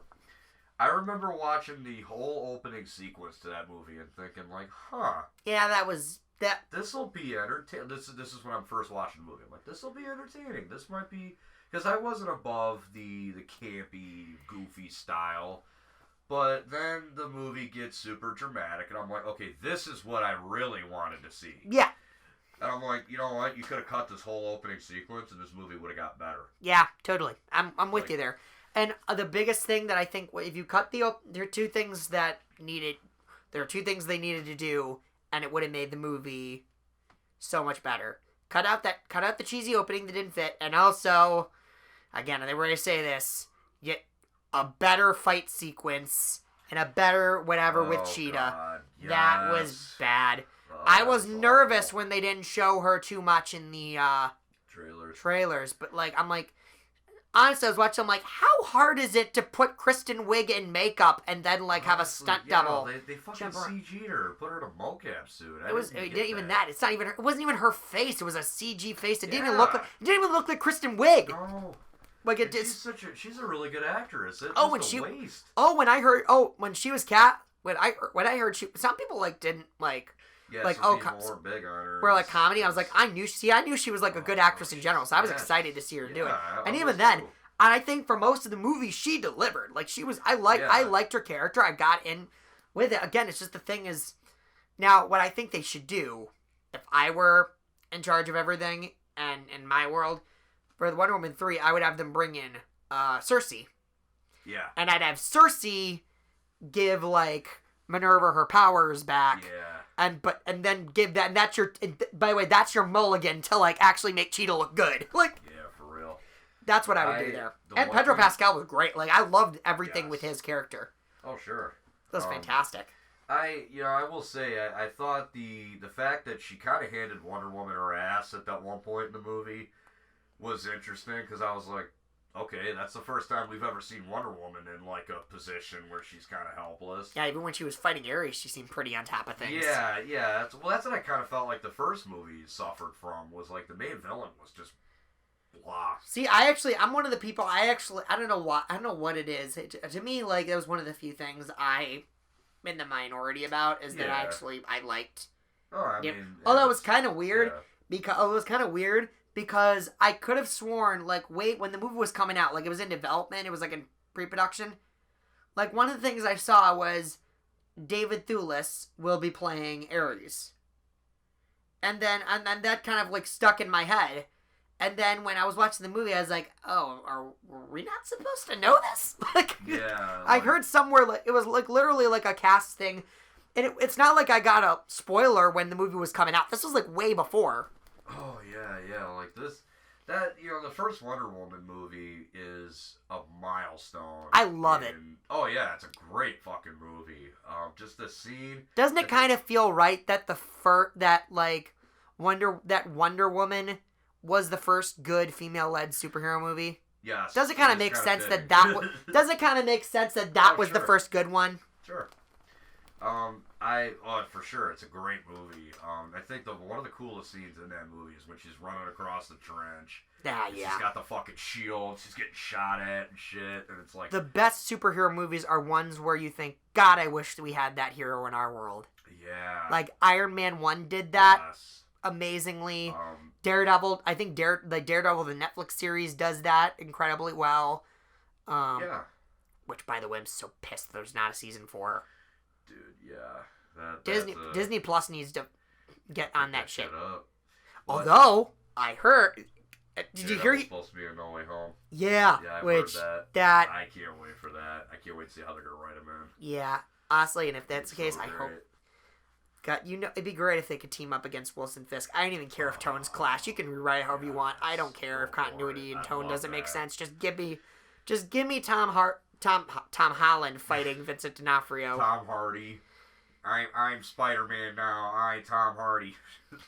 Yeah, because Tom Hardy impression, yeah, clearly that wasn't what was that even like? I don't even that wasn't Tom Hardy. That was like Ben Cumberbatch's Tom Grinch. Hardy, Like Tom there was. Hardy. It sounded like Squidward. What the hell? Yeah, oh, sorry, Mrs. Whatever. I got a parasite, like from Venom. No, I got his parasite. He's a thing. He sounds drunk throughout that. Yeah, he does. That movie was like, It's very up and down. I think Venom.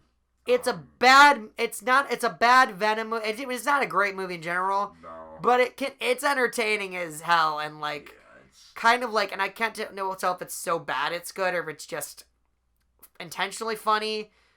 Honestly, it's hilarious. Like even though it's Venom arguing with Tom Hardy arguing with Venom, even though that's not what Venom is, it's entertaining as hell, and I can watch an hour of it. What got me was how they tried to come up with this fucking thing where it was like, oh, the symbiote has to match the personality of the person or it kills them. What? That was dumb. That doesn't make sense. Well, then how the hell is this thing bonded to his ex-wife? Yeah. You're telling me they're the same person? Oh yeah, how did that whole movie just didn't... What's interesting about Venom 2 is not just the fact that it's going to be Carnage, but you know who's directing it? No. Andy Serkis is directing it. No shit. Yeah. That's amazing. Which... Does that mean... I wonder if he's going to play someone in it too. God, I hope so. And I hope the fight scene's bad. I hope the fight scene's better, because that fight scene was terrible. Yeah, against Riot, that was awful. Like, yeah. Like honestly, when I found out Riot, when I saw what they were doing with the symbiote, like making it more of a science experiment gone wrong, that's what I thought. That's what they were making it look like. I'm like, that's really cool. That's a cool idea. Instead of it being an alien, it's a science experiment gone wrong. I kind of like that idea. Oh no, it's an alien. Oh, okay. All right. Well, that's how it originally is. I'm not above that. And that movie became such a mess. The thing is, like, honestly, again, I think it worked more. To me, it worked better as just straightforward comedy than it did as like, and I legit was laughing a lot at different things where he's like, Like, oh my god, the funniest thing, like, everybody in the theater is dying when he was, like, in the elevator, like, like, the over thing is, like, the past, he was like, jump. And then, like, cuts the did later to the elevator, he's here, pussy. Yeah, I remember that. That was fucking hilarious. That was funny. And, like, just him going, I am kind of a loser, like you. That was again, it's funny. like, it's not, it's not Venom, but it's so funny. It's funny. So hilarious. Yeah. It is funny. I really, honest to God, that's a character I'd want, like, that version of Venom, I would want him in the MCU. I would, like... Oh, sure. Him crossing over, that would be funny, honestly. Yeah, it would, like, for sure. Have you seen the Zack Snyder cut for the trailers of the Justice League yet? What's your take on all that? I've watched the first couple, like, to get a taste of it, but I haven't watched, like they're doing, like, individual ones for every hero now, but I haven't watched those. To me, I'm gonna watch it all together. Honestly, it's gonna be interesting, especially since it's gonna be, like, a 6-hour, like, it's the mini-series aspect, whatever. That's gonna be cool.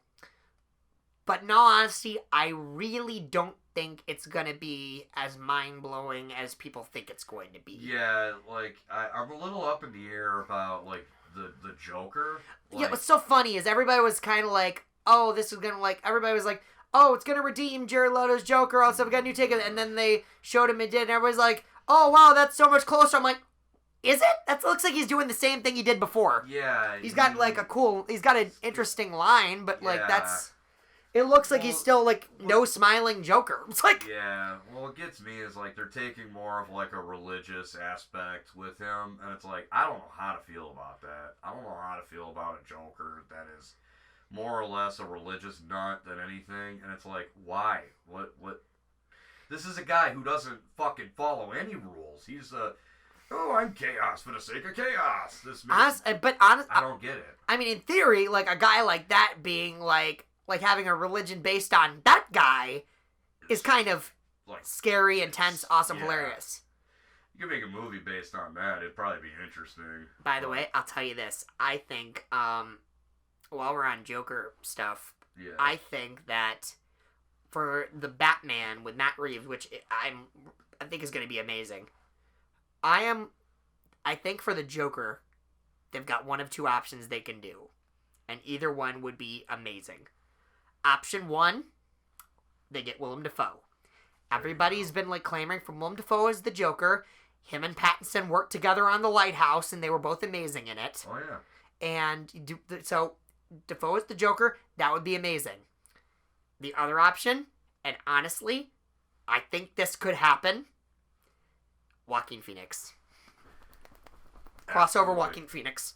Willem Dafoe, I think those are, like, the two options, because they said they want to introduce Joker. Yeah. I think those are the two options.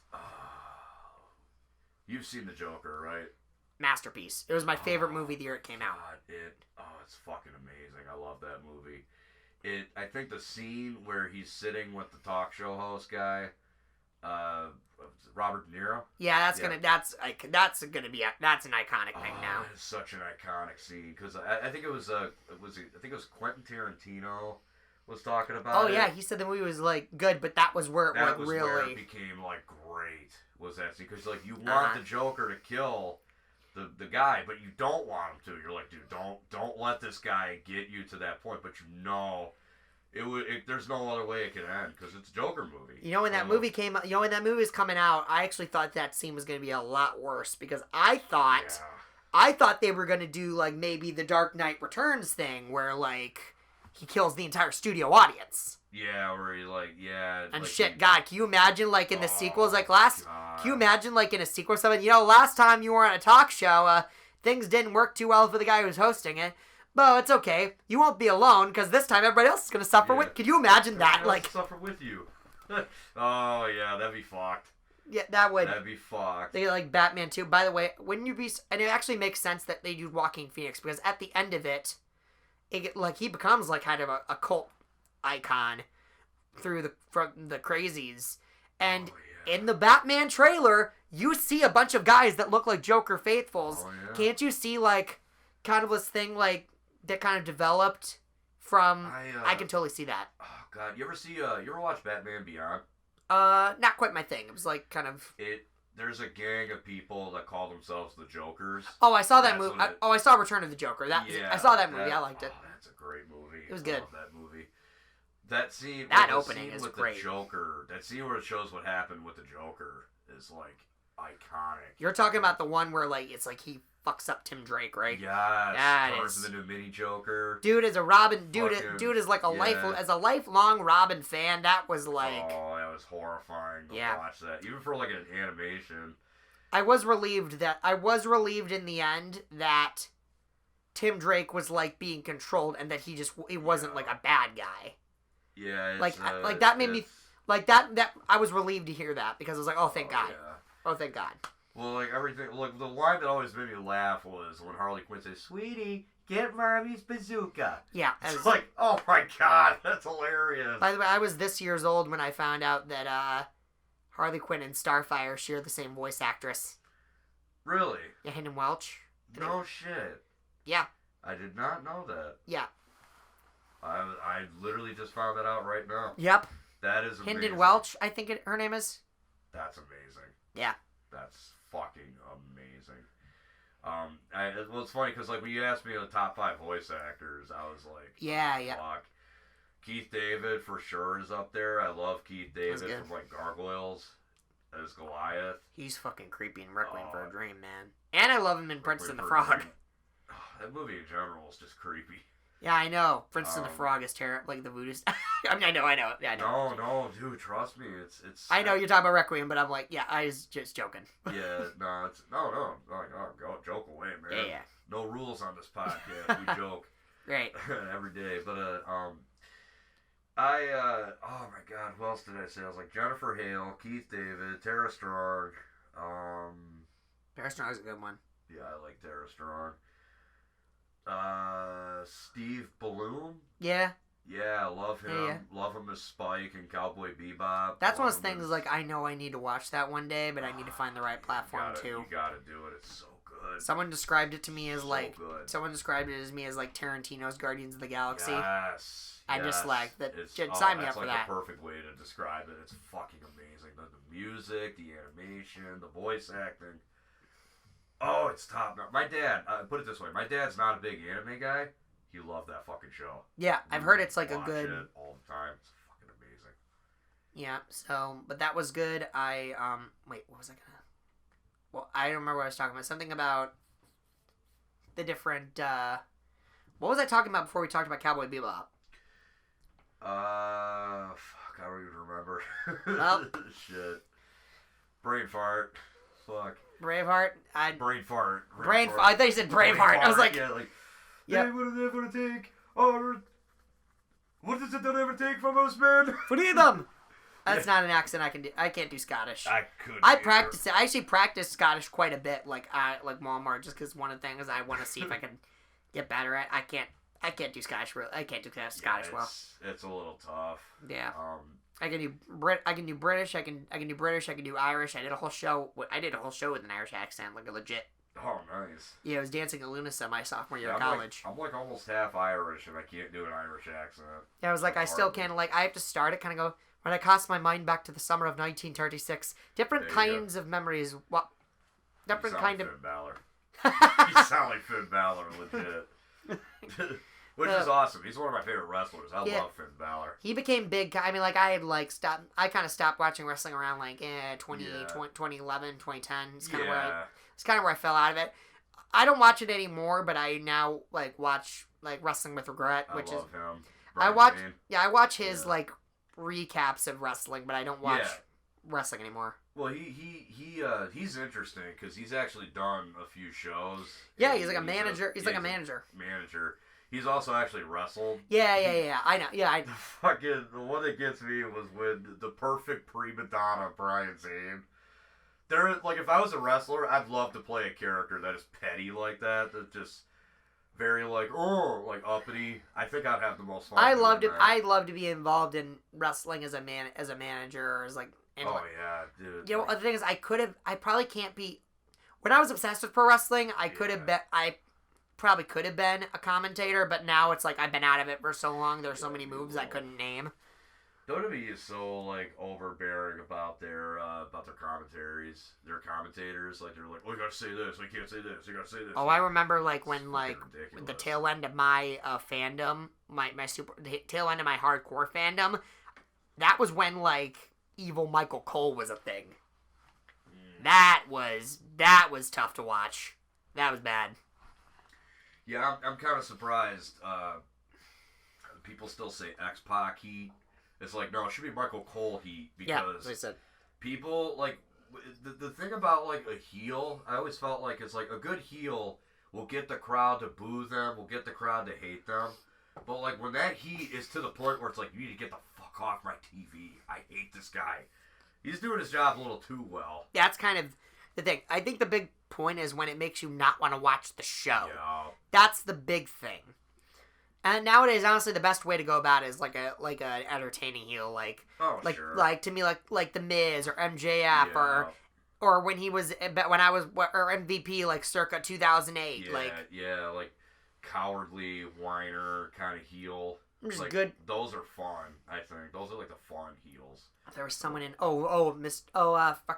Mr. Kennedy Anderson. Mr. Kennedy. Yeah. Mr. Kennedy. Yeah. Yeah, that was fucking that dude. Kennedy. I'm sorry. Kennedy. Yeah, that was great. Yeah, he was something else. He unfortunately got bit by the Randy Orton curse. Yeah, like there was a whole thing about like he was on the fast track to, and then like. Well, to be fair, he also got caught popping steroids. There's a bunch of things. Like first he got injured, and then he got injured, then the steroids, and then when he came back, he like dropped Randy Orton on his head and he got fired. Did you ever check out the documentaries, the Dark Side of the Ring documentaries on No, Fox? but can you watch those just on YouTube? Yes. Okay, Yes. I believe it. One. Yeah, I heard that. It made me hate WWE so much. I thought about doing I toyed with the idea of doing like a fictionalized stage thing about like the Chris Benoit incident. Yeah. I thought about doing it. I'm maybe I'll visit it sometime in the future, but it was gonna be slightly different. Oh, it's insane. Yeah, it was gonna be more like it was gonna kind of basically portray it the way I kind of see it. In hindsight, I kind of view it as like a 3-victim crime. Little bit. Because really, I think that it seems like it really seems like he was. Oh, he was gone. Mentally, he was just gone. Out of control, like not even. Oh, he himself, was, not to say I think. Yeah, like the thing that like tells me the fact that like he had the brain of like a 90-year-old Alzheimer's patient when they like autopsied him. That fuck. That just tells to me that shows me he was not he did like in that moment he was not in control. He was just like in a state of just it's just absolutely nothing. Like I think anybody at that moment, I think anybody that he would have been in that room with, honestly I think that he probably came to his senses like after the fact, and that's why he. I mean, I don't want to speculate too much on like something that big and deep, but. Yeah, I mean, well, the whole thing is that the thing that gets me, that always got me, was like the idea was like his son. Yeah. The idea, you're a 7-year-old kid. The last thing you see is your dad fucking smothered. It's like, I couldn't do it. Oh my god! No, I got a buddy that swears up and down that he should be in the Hall of Fame, Chris Benoit. There's no fucking way you can put him in there. Not CM Punk, I think he said it best, where it says like it. Obviously, like they shouldn't pretend he didn't exist, but it doesn't make sense to like. There's no sense because you can't like. You can't erase the history that he had on the company, but you shouldn't glorify him either. No. Like, there's just no fucking. No, the only thing I can think of maybe like if they have a physical Hall of Fame, like maybe have this thing that kind of like that just talks about the tragedy itself. Yeah. But it's not like it's not like he's in the Hall of Fame, but it's like a thing that like educates on the tragedy.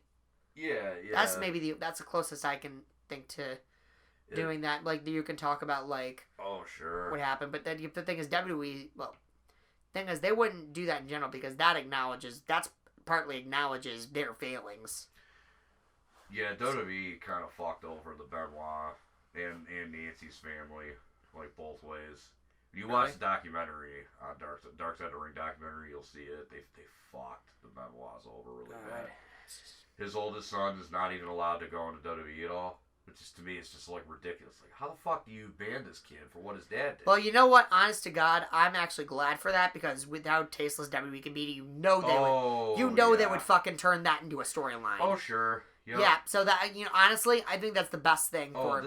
This is a company that had Triple H dress up like Kane and dry fuck a fucking quote-unquote dead girl. Oh, yeah. Just to get to Kane. I wasn't even a fan at that point. I found out that while watching Wrestling with Regret. Me too. I wasn't even a fan at that point. I became a fan, what? like, circa, like, I became, like, a fan, like, right before WrestleMania 24. Yeah. Like, is where I became... Like...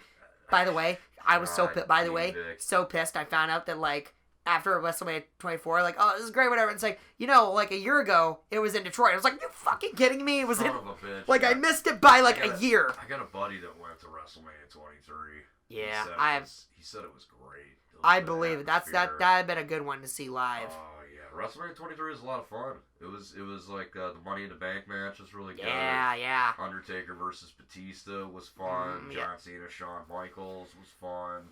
Yeah. I mean, say what you will about John Cena. That guy could put on some fucking shows. Oh, yeah. I've been to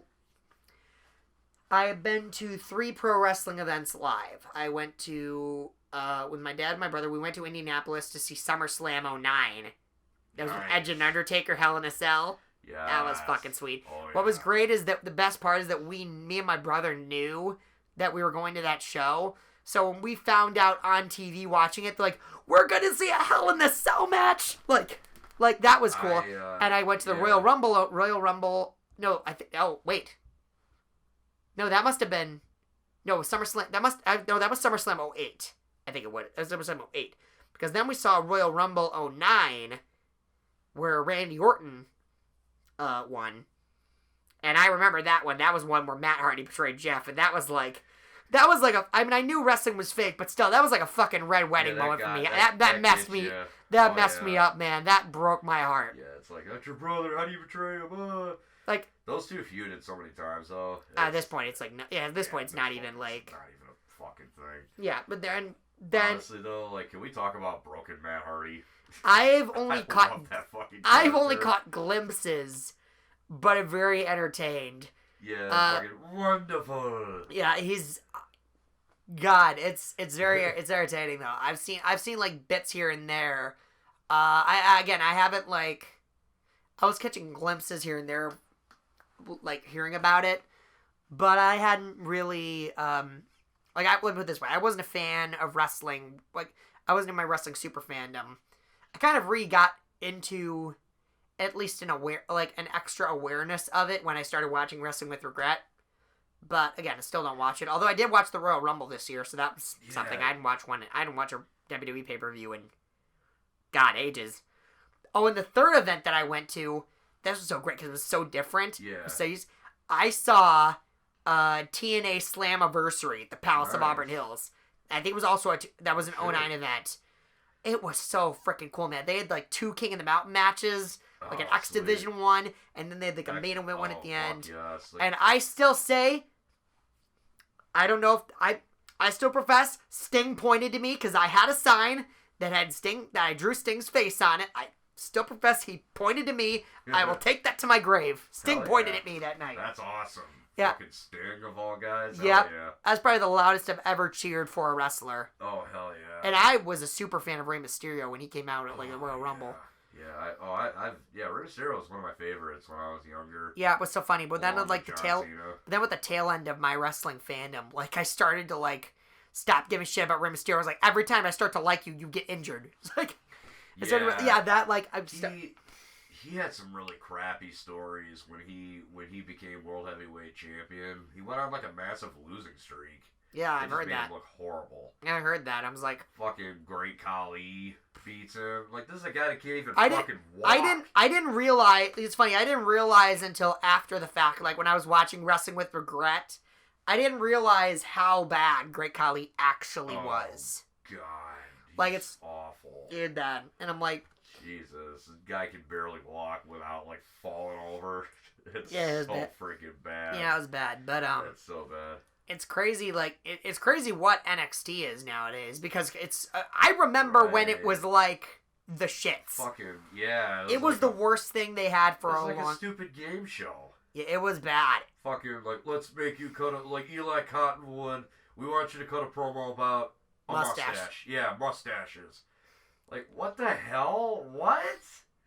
And like I said, they ruined the Nexus thing, which that was one of the coolest. Yeah, I remember when that happened live. I was like, me too. when the Nexus debuted live, that was one of the coolest things ever. Yes, it was so intriguing. It's like, oh fuck, what's going on here? What are these Because it was guys? done so great too, because you knew Wade Barrett was there, and you knew he was coming, and you saw him. Oh, that makes sense. And then like you see like Michael Tarver. They show one shot of Michael Tarver in the crowd, and you're like, wait, what? What the fuck's going on? Yeah, that was like, oh they god. Start ripping everything up. They beat the shit out of John Cena. Ripping up the ring. That was the part that made me like, oh, this is. Daniel Bryan's choking out Justin Roberts with his tie. I remember that. Oh my god, it was like, yes, this is great. Yes! Holy Yes! fuck. Yes! Yes! Oh my God. Yeah. Oh, that was so fucking great. Can you imagine if that was? Can you imagine if that was a thing when he was choking Justin Roberts? Yes. Can you imagine? Yes! Yes! No! He's like, No! No! Oh god, dude, That's is terrible. so fucking funny. Like, if that was a thing by the time.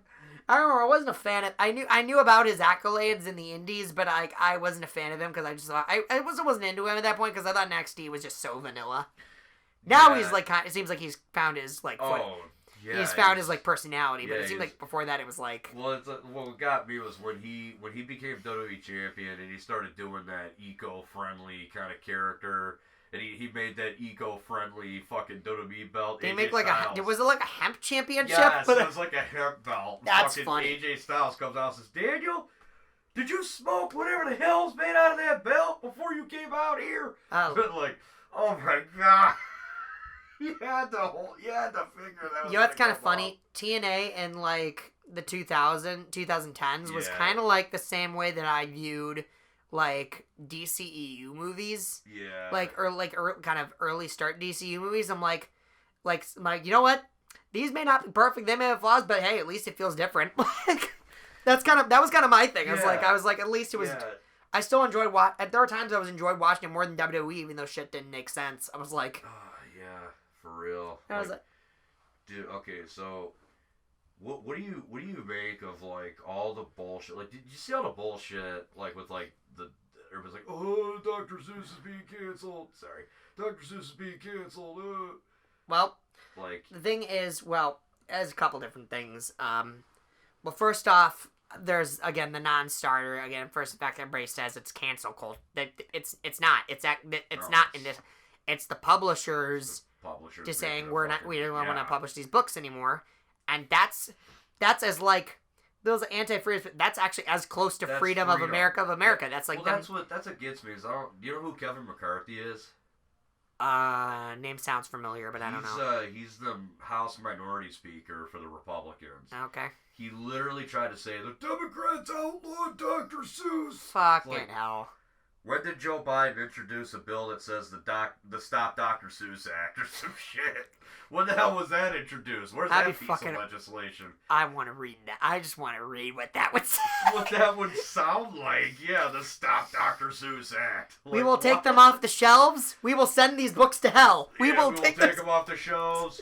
We will burn them, even though this is total fascism. Like, yeah, no. That's not. No, the thing is, now, I actually think, like...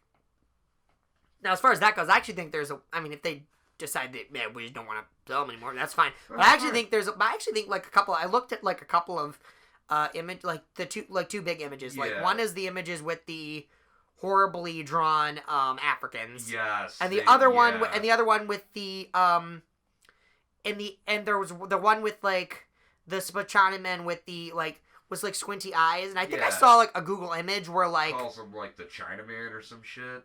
yeah, which there was like one with that like using to me it's like in of itself that wasn't like the words itself weren't entirely that wasn't the problem. To me, it's the design, and I think I saw like Google image. I saw two versions of that. One was like Simpsons yellow, and one was like white with the squinty eyes. And I thought to myself, like, if you just did, because like, so clearly there was an edit made. Yeah. Like, clearly, like there's a new version that's like. So to me, it's like they've got like Seuss style artists. Like, to me, it's like part of me wonders if like some of the smaller things like with the depiction of Africans or the China like can't you just like take an edit and like give the new design of the guy normal can't you give him normal eyes and make Africans that actually look like black people, not the terrible, racist caricature. Yeah, like don't make them. Well, I mean, they literally look like monkeys. It's ridiculous. Yeah, it's bad. It's horrible. It's horrible. It's one of those things where I'm like, how did I not notice that? Yeah, like, well, the 6 titles that they're stopped publishing, I had never heard of. Yeah, exactly. That's so funny. Like, with the exception of, like, If I Ran the Zoo and... Oh, crap. What was the other one? Oh, I think it was, like, If I Ran the Zoo. If I Ran the Zoo, there was another one I recognized. What I learned on Mulberry Street or some Okay, shit. that's the other one I heard of. But the other ones I'd never even heard of. Yeah, I'm like, dude, I will say this. Before I knew that was what the case was, I thought it was because of a bunch of racist ads that Dr. Seuss drew illustrations for. Political ads. Well, not even those. I mean, they're not political ads. Like, they're advertising. I thought they were. Different ones. No, these are different ones. These are, like, actual racist, like, advertisements he drew that featured black people. Fuck. Oh, no. It's the worst. It's the worst.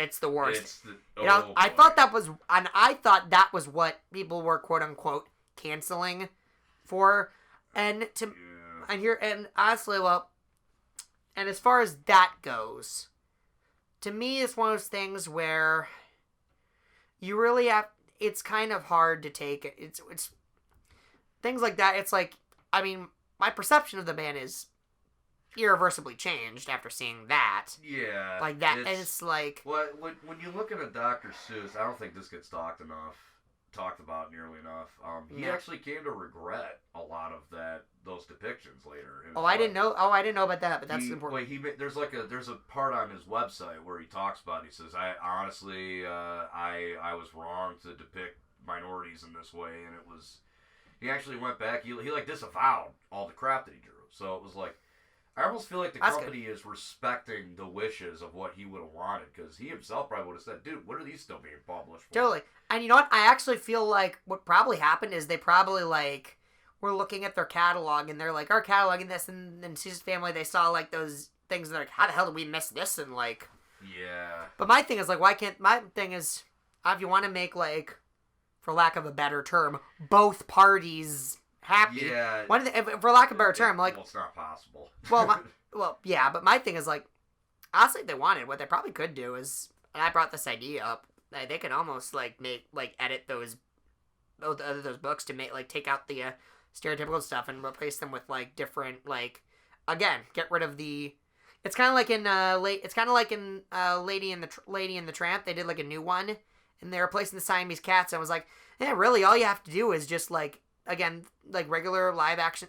All you'd have to really change are, like, have, like, live action Siamese cats and don't give them, like, stupid, like, terrible racist accent. Yeah, you can even keep, like I said, you could keep the fact that it's two Siamese cats. You can even keep the, I said, you can even keep the song. Just take out the, like, racist broken English.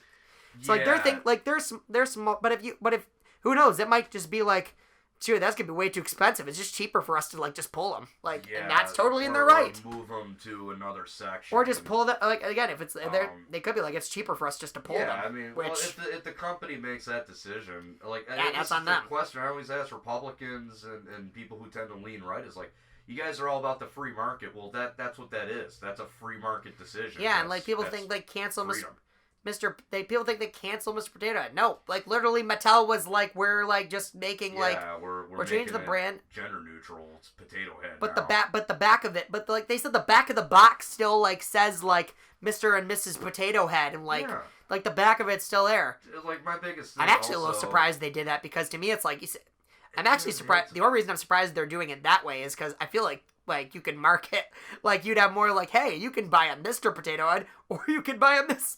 To me, it seems like that's the other way to get more money. I know, but I'm saying, like, to me, it's kind of weird that they would go. The only reason I think it's weird they went that route is just because you feel like they can squeeze more money out of people. Honestly, dude, like... That's just surprising. I mean, not a problem, it's just surprising that they went that route. Unless they're just trying to, like... Yeah, make like, what gets me is, like, the people that try to say, like, how do we live in a world where WAP by Cardi B is a #1 hit, but, like, Dr. Seuss is canceled? It's like...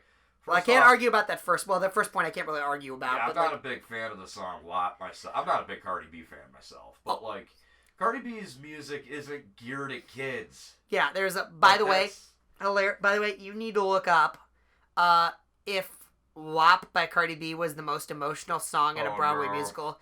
This one white dude singing this, like, dramatic, emotional version. Again, I'm not going to sing the full thing, but it's like... whores in this house. There's some whores in this house. Whores in this house. He's like, oh my god, it's amazing. I think it was like certified freak, 7 days a week. Wop wop wop. Oh my god, it is amazing. It's hilarious. Look that up I will have to. It's so funny. Hilarious. I also think the Gina Carano incident really is interesting to me because like. I remember posting on Facebook, and I says, look, I mean, to anybody saying, like, oh, she has a right to her opinion. Okay, fair enough, but Disney has a right to fire her for her opinion. That's how that goes. Now, like, everybody's like, oh, freedom of speech. Now, I'll admit, I'm not going to be a hypocrite about this. I, for a long time, misunderstood how the First Amendment worked. Remember the whole incident in the NFL? Colin Kaepernick. Yeah. And it was actually you that pointed this out to me. It says, actually, technically, the NFL is allowed to do whatever they want with that. First Amendment doesn't come into play. First Amendment just means that you can't be arrested or thrown in jail. It's like, well, Gina Carano's not being arrested or thrown in jail. She is doing a shitty Ben Shapiro movie, so she's definitely not canceled either. Yeah, it's like... I'm probably going to lose a lot of people just by saying, like, shitty Ben Shapiro movie, but honestly, I don't like Ben Shapiro's movies, if I'm being real. I don't like him in general, if I'm being honest. Here's the thing, it's one of those things where, like, okay, I at least respect him for at least looking through facts, but at the same time, he is such an annoying little shit weasel. He's such, like... Kind of, yeah. He is, like, every, like, the stereotypical cartoon, like, you know, like teachers' pets, like in cartoons. Honestly, that's like him. He's just so annoying. Yeah, like everybody calls him like the cool kid's philosopher. I just never saw it. I don't think he's all that bag just myself, but when is he the cool kid's philosopher? If like I don't even know what that is. Like to tell you the truth, like honestly, like I said, I'm probably gonna lose a lot of people just by talking. I don't fucking care, man. Fuck it. I don't care either. Like I don't give a shit. That's just what I think. If they don't appreciate that. Like he does for the most part. Like look at things from a factual standpoint. I just think he's annoying. I just think he's annoying little pissant. Oh, for sure. Like, I'll give him this. Like, I do think he does believe the shit that comes out of his mouth. He does genuinely believe the shit that he says. And I guess on a baseline, I respect people who at least have an ideology that they genuinely do believe in. But when they stand for nothing is when it gets on my nerves. It's like, when they're just anti-everything is like, you don't know what the fuck you want, do you? Yeah, the only thing that I heard that I'm like, okay, at least there's that, is that, like, a lot of people, he more so than other people who used to be in the, apparently he's very quick to, like, hey, don't do, like, basically, at least he's kind of like, I don't want people taking what I say and using it for, like, violent means or whatever. Right, so there's an element of responsibility there, which... That's the thing. It's like, if he had, like, he'd be interesting to, like, I can see, like, going to him, like, as, like, kind of like if you're getting a couple of different opinions trying to fact check something, I can maybe see looking at, like, one of the things he says there, maybe. Yeah. But that's kind of how I see it, but at the same time, and, like, he doesn't strike me as, not a guy I go to listen to. No, not at all. Honestly, again, like, his voice is so... And this is coming from me, guys, by the way. Like, if you guys... I sound like frickin', I don't know. I sound like Leonard from The Big Bang Theory on helium. Oh like my and God. I sound like and I'm saying that I think Ben Shapiro's voice is annoying. Prepared for that, sorry. No, you're good. You're good. I'm not afraid. You know what's funny is Leonard is the one that my dad compared me the most to. He's actually like pretty. He's actually like honestly. He's probably. I see a lot of myself in Leonard. I see a little bit of myself in every one of them. Yeah, that's what's kind of like about the show. There's a little bit of like. Yeah. That's so funny. Like a lot of people for a while were kind of like, is Sheldon on the spectrum? And I kind of like came to the conclusion kind of thing. I'm like. Actually, I think Sheldon's just Sheldon. Like, it's kind of funny. Oh God, let's get into that. Like, sure, okay. Have you seen the movie, the fucking Sia movie? Oh, I've not seen. Oh, I've got opinions. I will not see that movie. I will not either. I've seen the trailer, and shit. Yeah, I told my friend Hannah. She was posting on my Instagram, basically saying like, this is bullshit, all this stuff. Sure. And I said. Basically, I had specific comments, and I said, I suck at sharing things on Instagram stories, so you can share these comments if you want. I basically said, I don't mind that I don't mind when NTs play people on the spectrum. Well, actually, before you get into that, I just want to make it clear, both of us are on the spectrum. Yes. For everybody listening, we're both. I think you might be more so than me, because I do tend to hide my tics a little bit, but... I was diagnosed on 2 different occasions when I was 3 and when I was 4. Yeah, I was diagnosed. I was diagnosed with the term Asperger's is kind of out of date at this point for multiple reasons. Oh, sure. But I think I was diagnosed when I was like 5 or 6, which yeah. But again, like my thing is NTs or neurotypicals, people who are not on the spectrum. For those who do not know, I don't mind.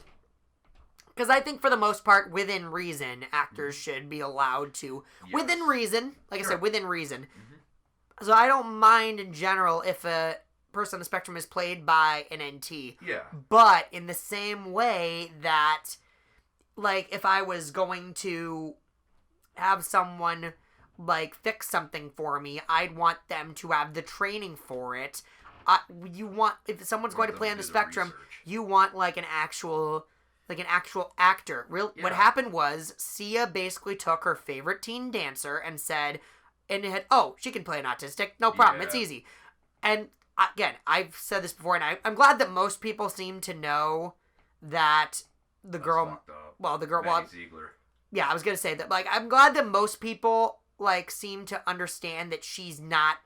Because she actually, like, broke down on set, and she was actually, like... That made me hate that movie even more. That Sia was putting this girl through this crap. Yeah, exactly. So, at least, I'm glad at least for her that it's, like, that she's, like... At least people seem to be understanding her throughout this. Yeah. So, by the way, I like Leslie Odom Jr. from Hamilton. It's, like, it's kind of funny. Like, at first I was like, why is he in this piece of shit? And then what's funny is, like, you watch a couple of his reviews, and he's like, we try to... With this, the movie, it comes, we try to be as honest. I just hope that with honesty as best we can, and we hope that people, like, react to it honestly. And, like, I feel like he's kind of, like, I feel like he's like, when this movie, like, gets, like, when actually, Golden Globes are over at this point. Yeah. Once the movie dies, I guarantee you, he has someone, now that's over, he's gonna be like, oh, yeah, that was terrible. I didn't know what I was, like, I guarantee you, Leslie Odom Jr. probably just heard Sia is making a musical that involves a person on the spectrum and like that kind of. And on paper, he probably heard that and was like, "That sounds great. That sounds great. Sign me up." Like, I'm willing to bet that. I'm willing to bet that's what happened. I guarantee. With Leslie Odom Jr., I'm sure that's what happened. I guess the story is that they had an actor who was on the spectrum, but like the environment was so bad for this person that they ended up quitting. So it's like, you made an environment that was incredibly difficult for somebody on the spectrum, and then you just went, oh, fuck it, I guess I'll just cast whoever. See, I never heard that. I thought she did. I mean, to me, it made more sense that she just cast, like, her teen muse or whatever the fucking... It's I mean, either way, it's a mess. It is. Either way. She went to fucking, what was it, Autism Speaks? It's like, that's the last fucking place. Oh my god. What did I say? Like, when did I tell you? Did I tell you this? I said, like, consulting Autism Speaks for this kind of movie is like consulting Chick-fil-A on your remake of Angels in America. Yes! It's like, yes! That is the last thing you would do. Although I looked into the whole the Chick-fil-A thing. I think they stopped donating to those charities, but still, I don't eat there just because it's so fucking expensive. And the one on Hall Road is always it's like fucking Popeye. Wrapped around. I didn't think like I could hate Chick-fil-A more than I already did until I was trying to get to Outback Steakhouse and like they were like lined all the way around. Dude, it's ridiculous, dude. I just went on my Facebook and said, fuck Chick-fil-A and their Kentucky Fried Cult of Karens. Dude, really, honestly. I always prefer KFC myself anyway. KFC, I just get like my usual popcorn chicken and mashed potatoes. Yeah, I love that stuff. You know what's funny? It's like KFC, I really like their stuff, but like I don't like the chicken with the bone, their chicken in the bone. Same. It's too greasy. It's just way too fucking greasy. I like their famous bowls, popcorn chicken. Popcorn chicken, mashed potatoes. I just get my usual stuff. Yeah. Potato wedges are good, but they got rid of those. So. Oh yeah, the wedges. Yeah. Those were good. Dude, they had that fucking sandwich though. It was like 2 pieces of chicken, cheese, bacon, and I swear to God, my dad and I would always make jokes like, "Yeah, everybody was making heart attack on a bar." America. But like that's totally what that was. It's even better. Yeah, that's totally what that was. It was like that was like America. That kind of felt like America laughing at itself. That sandwich kind of felt like there is no sandwich that fills America that perfectly personifies America. Yeah. Outside of that fucking sandwich, it's ridiculous. That was funny. I never had one, but it was just. I never did either. Yeah, it wasn't funny, but it was appealing to me at all. No, I mean it's like fucking chicken, dude. It's so gross. Like, no, there's no bun on it. It's like that's gross. No, go away. Yeah. It's like eating pizza without crust. Well, actually, I have seen people eat pizza without crust. I mean, that's just. I mean, that's not that weird. I mean, that's not weird. You just eat it to the crust. You just stop. Yeah. I mean, I did that when I was a kid. Like, I mean, like people literally like scrape the cheese and the sauce off. I think it's like a certain diet. I don't remember the name of it. That's a little. I mean, people do what they want. I'm just. It's a little strange. It's strange because like I never went on a diet, but I did lose a bunch of weight. Yeah. Yeah, definitely. Oh, I was 251 pounds at a point. Now I'm 199. Yeah. So it's like. Yeah, good job. God damn. Oh, thank you. I'm like, pot's amazing. That's not what it was. So lesson learned, kids. If you want to lose weight. Yeah, lesson learned, kids. If you'd like to lose weight. Spark up. No, not really. Yeah, no, like, I'm not gonna. I will say, like, smoking pot has helped with my anxiety immensely. That's actually partly how I got my card, but also I think I got a fucked up knee. I fucked it up in high school. Oh God. And it's been giving me problems ever since. I actually almost bent it the wrong way a couple times at fucking Home Depot, and Thanks. So I got my card. So I could sit here and say, yeah, I smoke weed. And like, what are the cops going to do? Like, oh, we're going to arrest you. No, you can't. I got my card. And it's legal in Michigan now, so bitches. Now, granted, you probably would get arrested for saying bitches to them, but, yes, you know. Yes, they'd be like, but you hurt our feelings, so we're going to arrest you for that. I would go to jail. Like, my bond would be, like, so ridiculously high. Yeah. Oh, my God. Anywho. Oh, man. Moving on. Oh boy.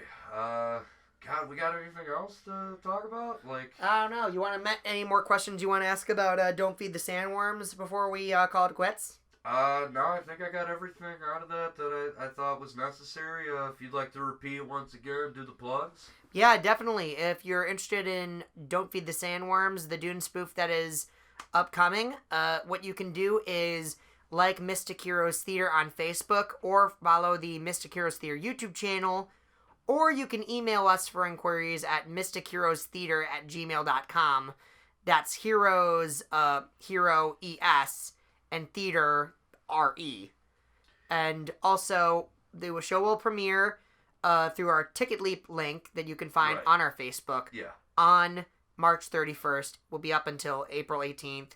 Pay what you can. Please, at least $10. Oh, yeah. I'm the writer, co-director, and star of it. Hope you check it out. Absolutely, guys. Check it. Be sure to check that out. I will throw all the links to your Facebook page, your YouTube channel. I'll throw all that in the description below. Be sure to check that out, guys.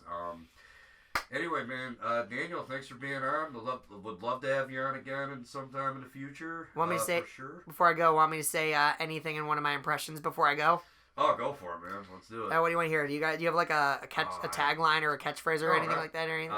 I normally just tell everyone, like till next time. I'm Justin Crumley, and this is CuJo Productions signing out. Okay, what do you think? Rocket Randy Savage. Okay, yeah, go for Randy it. Savage. All right. All right, this is the Macho Man Randy Savage, and you have been watching CuJo Productions. Now it's time for us to sign off. Ooh, yeah! Hell yeah, guys. Thank you.